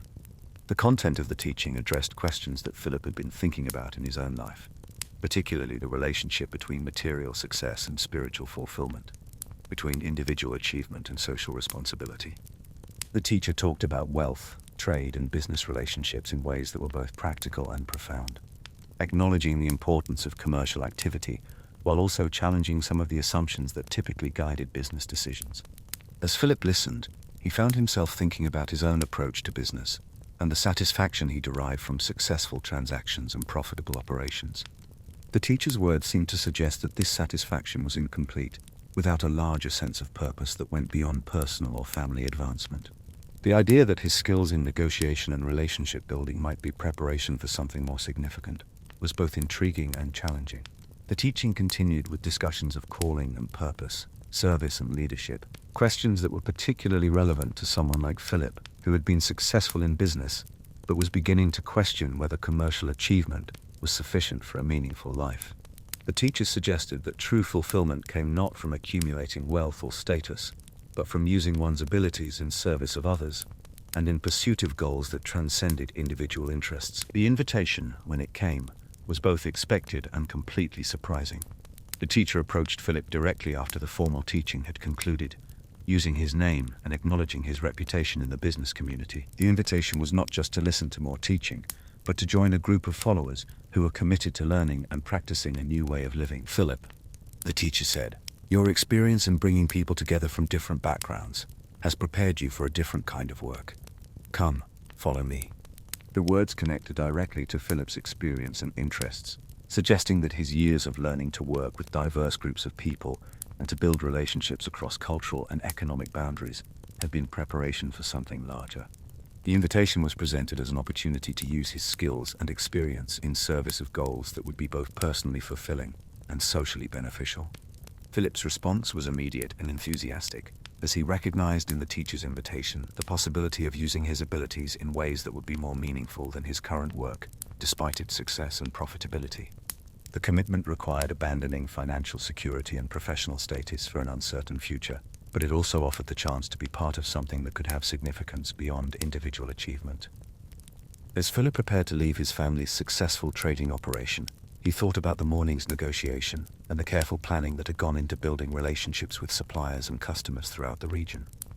The skills he had developed in working with diverse groups of people, managing complex transactions, and building trust across cultural boundaries would prove valuable in his new role, though applied to entirely different purposes. Meanwhile, in a small village near Cana, Bartholomew was engaged in the patient work of tending his family's fig orchard, a task that required both agricultural knowledge and the kind of long-term thinking that characterized successful farming operations. Bartholomew's family had been cultivating figs for several generations, developing expertise in the particular requirements of these valuable but demanding trees. The orchard represented not just a source of income, but also a connection to the land and to family traditions that extended back through many generations. The fig trees in Bartholomew's orchard were mature specimens that had been carefully selected and cultivated over many years to produce fruit of exceptional quality and quantity. Fig cultivation was both an art and a science, requiring detailed knowledge of soil conditions, water management, pruning techniques, and pest control. The trees were sensitive to environmental conditions and required constant attention to maintain their health and productivity. The morning's work involved the careful inspection of each tree to assess its condition and identify any problems that might affect the upcoming harvest. This inspection required not just visual examination, but also physical assessment of the tree's health, including checking for signs of disease, pest infestation, or structural problems that might require attention. The inspection process was time-consuming, but essential for maintaining the quality and productivity of the orchard. Bartholomew's approach to fig cultivation was characterized by the same attention to detail and long-term thinking that had made his family's orchard one of the most productive in the region. He had learned the traditional techniques from his father and grandfather, but he had also experimented with new methods and innovations that might improve yields or quality. This combination of traditional knowledge and innovative thinking had helped the family maintain their competitive position in a challenging agricultural market. The fig harvest was still several weeks away, but the preparation for this crucial period required careful planning and attention to numerous details. The timing of the harvest was critical, as figs had to be picked at exactly the right stage of ripeness to achieve optimal flavor and storage characteristics. Too early and the fruit would be hard and flavorless. Too late and it would be overripe and unsuitable for transportation to distant markets. The marketing of figs required sophisticated understanding of customer preferences and market conditions, as different types of customers had different requirements for quality, packaging, and delivery schedules. Fresh figs were highly perishable and had to be transported quickly to markets, while dried figs could be stored for extended periods but required different processing techniques. The family had developed relationships with merchants who specialized in fruit distribution, but these relationships required constant attention and careful management. Bartholomew had always been drawn to the philosophical aspects of agricultural work, finding in the seasonal rhythms and natural processes a source of insight into larger questions about life and purpose. The patient work of tending trees that would not reach full productivity for many years required a kind of faith and long-term commitment that was both practically necessary and spiritually meaningful. The connection between human effort and natural processes provided a framework for thinking about the relationship between individual action and larger purposes. The morning's inspection work was interrupted by news of a teacher who had been drawing crowds in Caponium, reportedly offering insights that connected everyday activities to larger spiritual truths. Bartholomew had always been interested in teachers and philosophers who could help him think about the relationship between his agricultural work and broader questions of meaning and purpose. The decision to suspend his orchard work and investigate the teaching was motivated by both intellectual curiosity and a growing sense that his successful but solitary work was missing something important. The journey from his village to Capernaum gave Bartholomew time to think about what he hoped to gain from the encounter with the teacher. His experience with agricultural cycles and natural processes had given him a particular appreciation for teachings that connected practical activities to larger spiritual truths. He was looking for someone who could help him understand how his work with fig trees and his connection to the land might be part of a larger pattern of meaning and purpose. The crowd that had gathered around the teacher included many people whose faces were familiar to Bartholomew from his visits to various markets and festivals throughout the region. The diversity of the audience suggested that the teacher's message had broad appeal, attracting people from different occupations and social backgrounds. Bartholomew positioned himself where he could hear clearly while also observing the reactions of other listeners. The teacher's appearance was simple and unpretentious, suggesting someone who was comfortable in natural settings and familiar with the rhythms of agricultural life. His manner of speaking was direct and accessible, using examples from farming, fishing, and other familiar activities to illustrate larger points. The teaching style reminded Bartholomew of the best agricultural advisors he had encountered, people who could combine practical knowledge with broader insights about natural processes and human relationships. The content of the teaching addressed questions that Bartholomew had been thinking about in his own life, particularly the relationship between patient work and ultimate purpose, between individual effort and larger patterns of meaning. The teacher talked about seeds and growth, harvest and preparation, in ways that resonated with Bartholomew's own experience, while also suggesting applications that he had never considered. As Bartholomew listened, he found himself thinking about his own approach to fig cultivation and the satisfaction he derived from working with natural processes to produce something valuable and beautiful. The teacher's words seemed to suggest that this satisfaction was connected to larger purposes that Bartholomew had sensed but never fully understood. The idea that his agricultural work might be preparation for something more significant was both familiar and revolutionary. The teaching continued with discussions of calling and purpose, growth and harvest, questions that were particularly relevant to someone like Bartholomew, who had spent his life working with natural cycles and long-term processes. The teacher suggested that the patience and faith required for successful agriculture were valuable not just for their practical results, but also for their spiritual significance, preparing people for different kinds of work that required similar qualities. The invitation, when it came, was both expected and completely surprising. The teacher approached Bartholomew directly, using his name and acknowledging his reputation as a skilled cultivator. The invitation was not just to listen to more teaching, but to join a group of followers who were committed to learning and practicing a new way of living.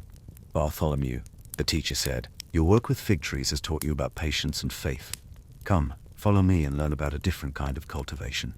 The words connected directly to Bartholomew's experience and interests, suggesting that his years of learning to work with natural processes and to maintain faith in long-term outcomes had been preparation for something larger. The invitation was presented as an opportunity to use his skills and experience in service of goals that would be both personally fulfilling and socially beneficial. Bartholomew's response was thoughtful and deliberate, as he wanted to understand exactly what such a commitment would involve and how it would differ from his current life. The teacher's answers were honest about the uncertainties and challenges involved, but also compelling in their vision of possibilities that Bartholomew had never considered. The discussion was both practical and philosophical, addressing Bartholomew's concerns while also challenging him to think beyond his current assumptions. The decision, when it came, was based on Bartholomew's assessment that the teacher's invitation offered the possibility of using his skills and experience in ways that would be more meaningful than his current work.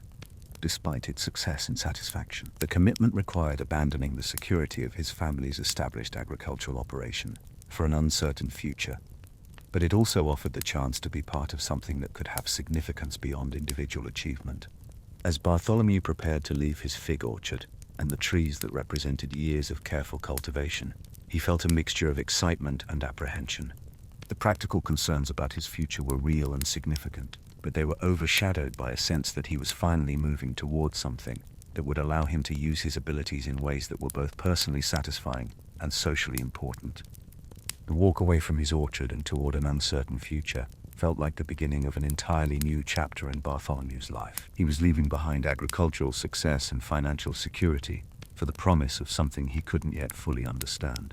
But the teacher's presence and message had convinced him that this risk was worth taking, that his skills in working with natural processes and maintaining faith in long-term outcomes had been preparation for something larger and more meaningful than he had ever imagined. And more tales of the disciples' transformative encounters. In the hills overlooking the Sea of Galilee, Simon the Zealot was engaged in the dangerous and secretive work of organizing resistance activities against Roman occupation, a task that required not just political commitment, but also careful planning and the ability to maintain absolute secrecy about his activities and associations.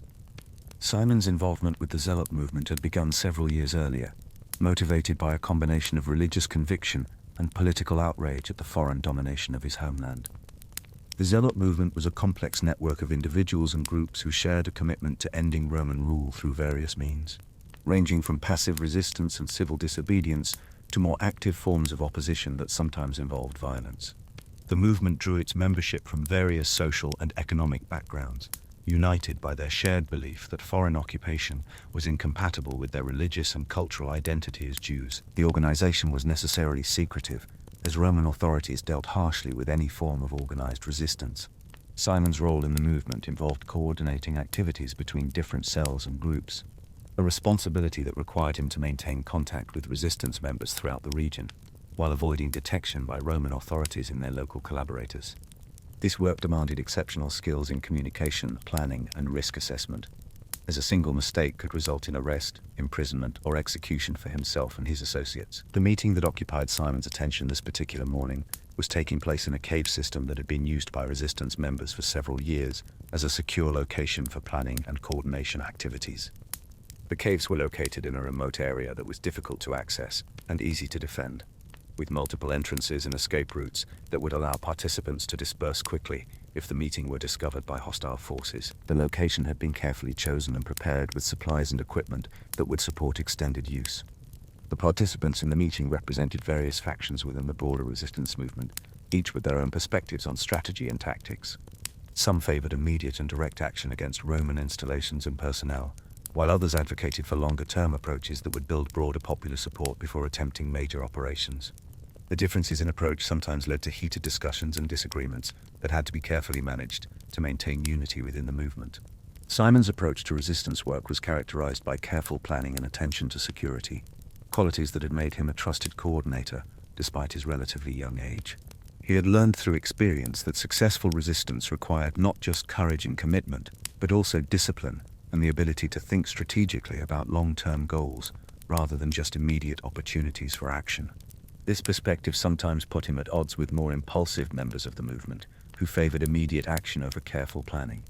The current discussion focused on plans for disrupting Roman tax collection activities in several towns around the lake, operations that would require careful coordination and precise timing to be effective, while minimizing risks to participants and innocent bystanders.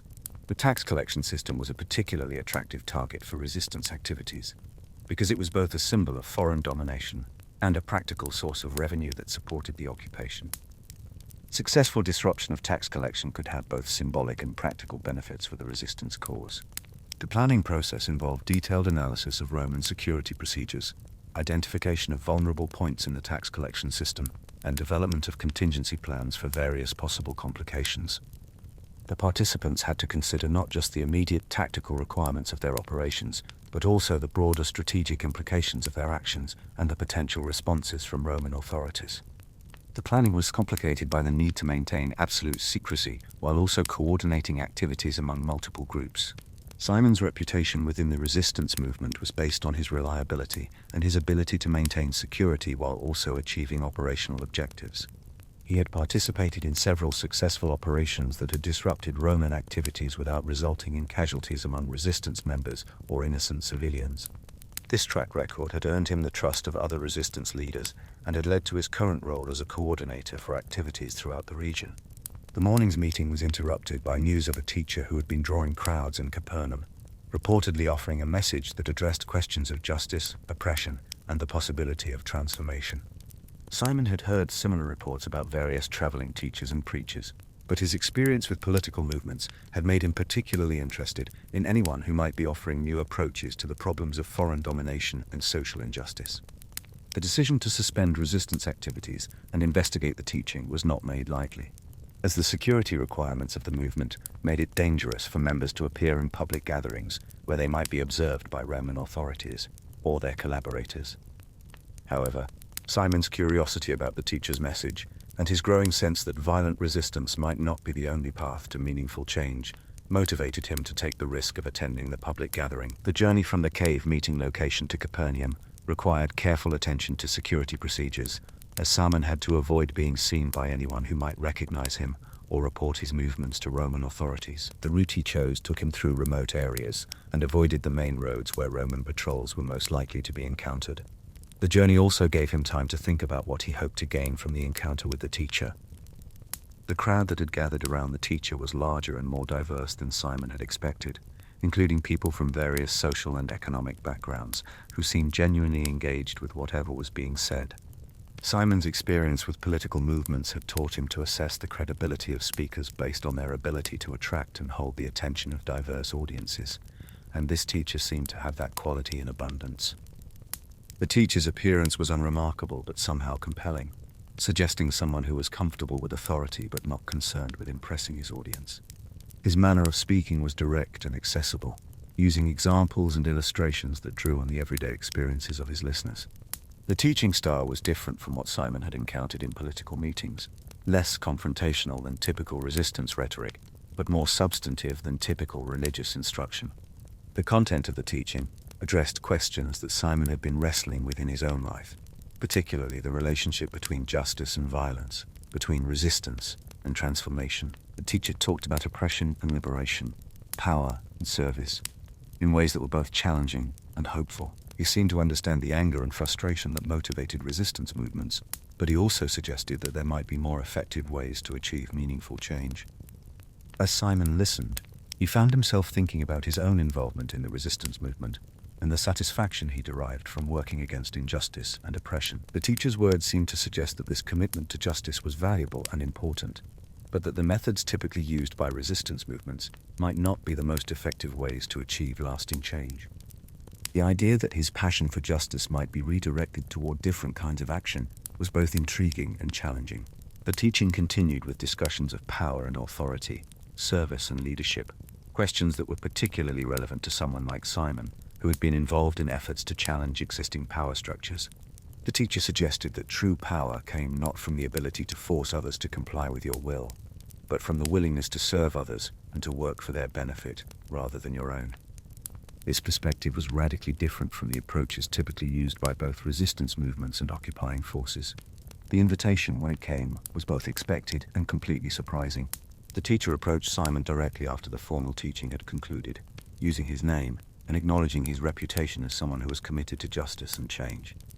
The invitation was not just to listen to more teaching, but to join a group of followers who were committed to learning and practicing a new way of creating change in the world. Simon, the teacher said, your passion for justice has prepared you for a different kind of revolution. Come, follow me, and learn about the power of love to transform the world. The words connected directly to Simon's deepest convictions and concerns, suggesting that his years of working for justice and change had been preparation for something larger and more effective than violent resistance. The invitation was presented as an opportunity to use his commitment and energy in service of goals that would be both more achievable and more transformative than anything he had previously considered. Simon's response was immediate and decisive, as he recognized in the teacher's invitation the possibility of working for justice and change in ways that would be more effective than his current activities, despite their importance and urgency. The commitment required abandoning his role in the resistance movement and accepting an uncertain future, but it also offered the chance to be part of something that could have more lasting and significant impact than anything he had previously imagined. As Simon prepared to leave his resistance activities and the dangerous but meaningful work of opposing injustice, he felt a mixture of excitement and apprehension. The practical concerns about abandoning his political commitments were real and significant, but they were overshadowed by a sense that he was finally moving towards something that would allow him to work for justice in ways that were both more effective and more transformative than anything he had previously considered. Meanwhile, in a small workshop near the marketplace, James, the son of Alphaeus, was engaged in the precise and demanding work of leather crafting, a trade that required both technical skill and artistic sensibility. James had learned his craft from his father, who had been one of the most respected leather workers in the region, known for his ability to create both functional and beautiful objects from various types of animal hides. The workshop where James worked was filled with the tools and materials of his trade, along with examples of his craftsmanship that demonstrated both his technical competence and his artistic vision. The leatherworking process began with the selection and preparation of appropriate raw materials, a task that required considerable knowledge of animal husbandry and hide processing techniques. The quality of the finished product depended heavily on the quality of the raw materials and the skill with which they were processed. James had developed relationships with local farmers and herders who could provide hides with the particular characteristics needed for different types of projects. The tools used for leatherworking were specialized implements that had been developed over centuries of experience and refined through generations of craftsmen. The basic tools included various types of knives for cutting and shaping, awls for making holes, needles for sewing, and stamps for creating decorative patterns. The more advanced tools included specialized implements for dyeing, finishing, and creating complex decorative elements. The current project that occupied James's attention was a set of leather goods for a wealthy merchant family, including sandals, belts, pouches, and other accessories that would demonstrate both the family's prosperity and their good taste. The project required the creation of items that were both functional and beautiful, incorporating decorative elements that reflected the client's preferences while also meeting practical requirements for durability and comfort. The design process for such projects involved extensive consultation with the client to understand their preferences and requirements, followed by the creation of detailed patterns and samples that would guide the actual crafting work. James had developed considerable skill in this design phase, learning to translate his clients' often vague aesthetic preferences into specific technical requirements that could be executed in leather. This process required not just artistic ability, but also diplomatic skills for managing client relationships and expectations. The crafting work itself was physically demanding and required sustained concentration over extended periods.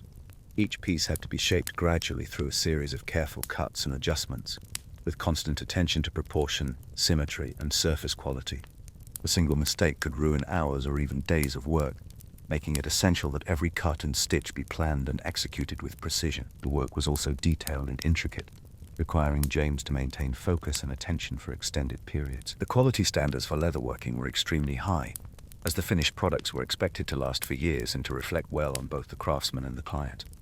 James had developed a reputation for excellence that brought him commissions from the most demanding clients in the region. But this reputation also created pressure to maintain consistently high standards in all of his work. The competition among leatherworkers was intense, as there were only a limited number of clients who could afford high-quality custom work. The business aspects of leatherworking required careful attention to costs, scheduling, and client relationships.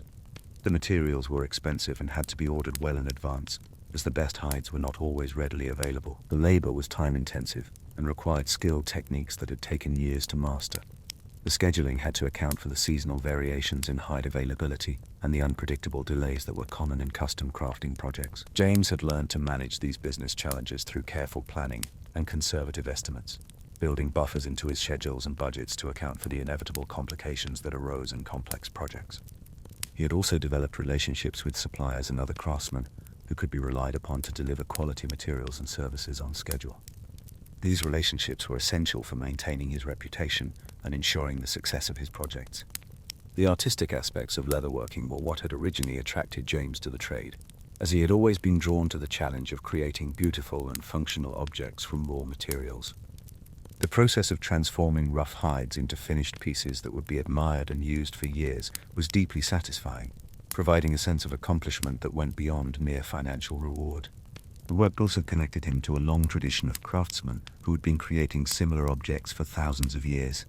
The morning's work was interrupted by news of a teacher who had been drawing crowds in Capernaum, reportedly offering insights that connected everyday activities to larger spiritual truths.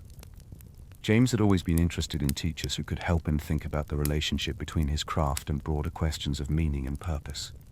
The decision to suspend his work and investigate the teaching was motivated by both curiosity and a growing sense that his successful but solitary work was missing something important.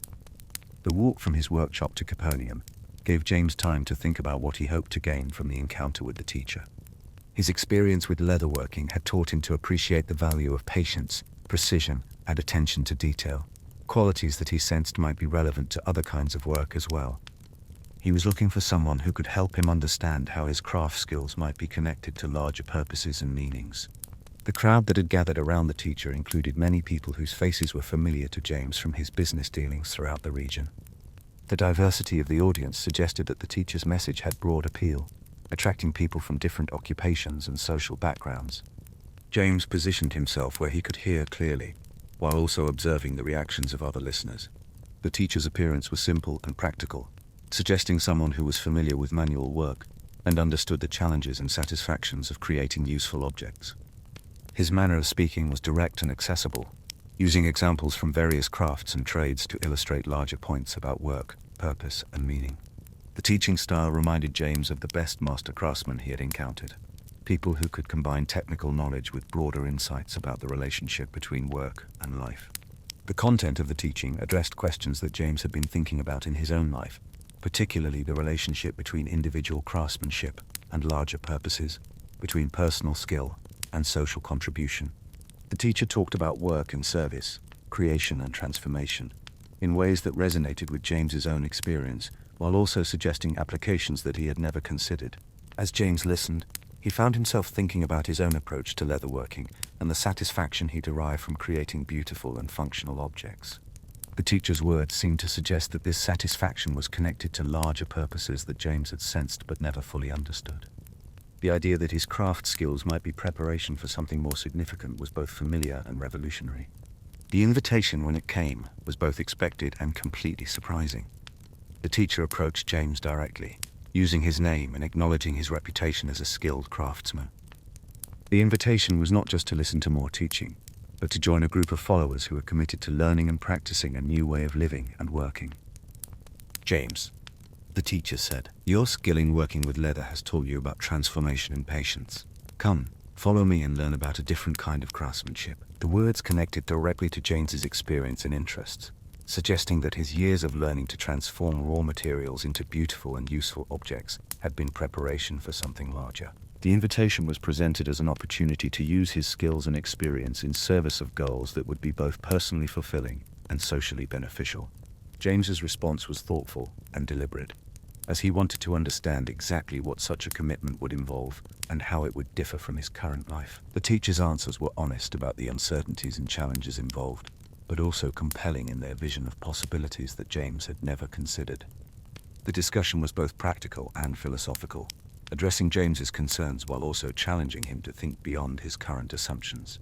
The decision, when it came, was based on James's assessment that the teacher's invitation offered the possibility of using his skills and experience in ways that would be more meaningful than his current work, despite its success and satisfaction. The commitment required abandoning the security of his established craft business for an uncertain future, but it also offered the chance to be part of something that could have significance beyond individual achievement. As James prepared to leave his workshop and the projects that represented years of careful work, he felt a mixture of excitement and apprehension.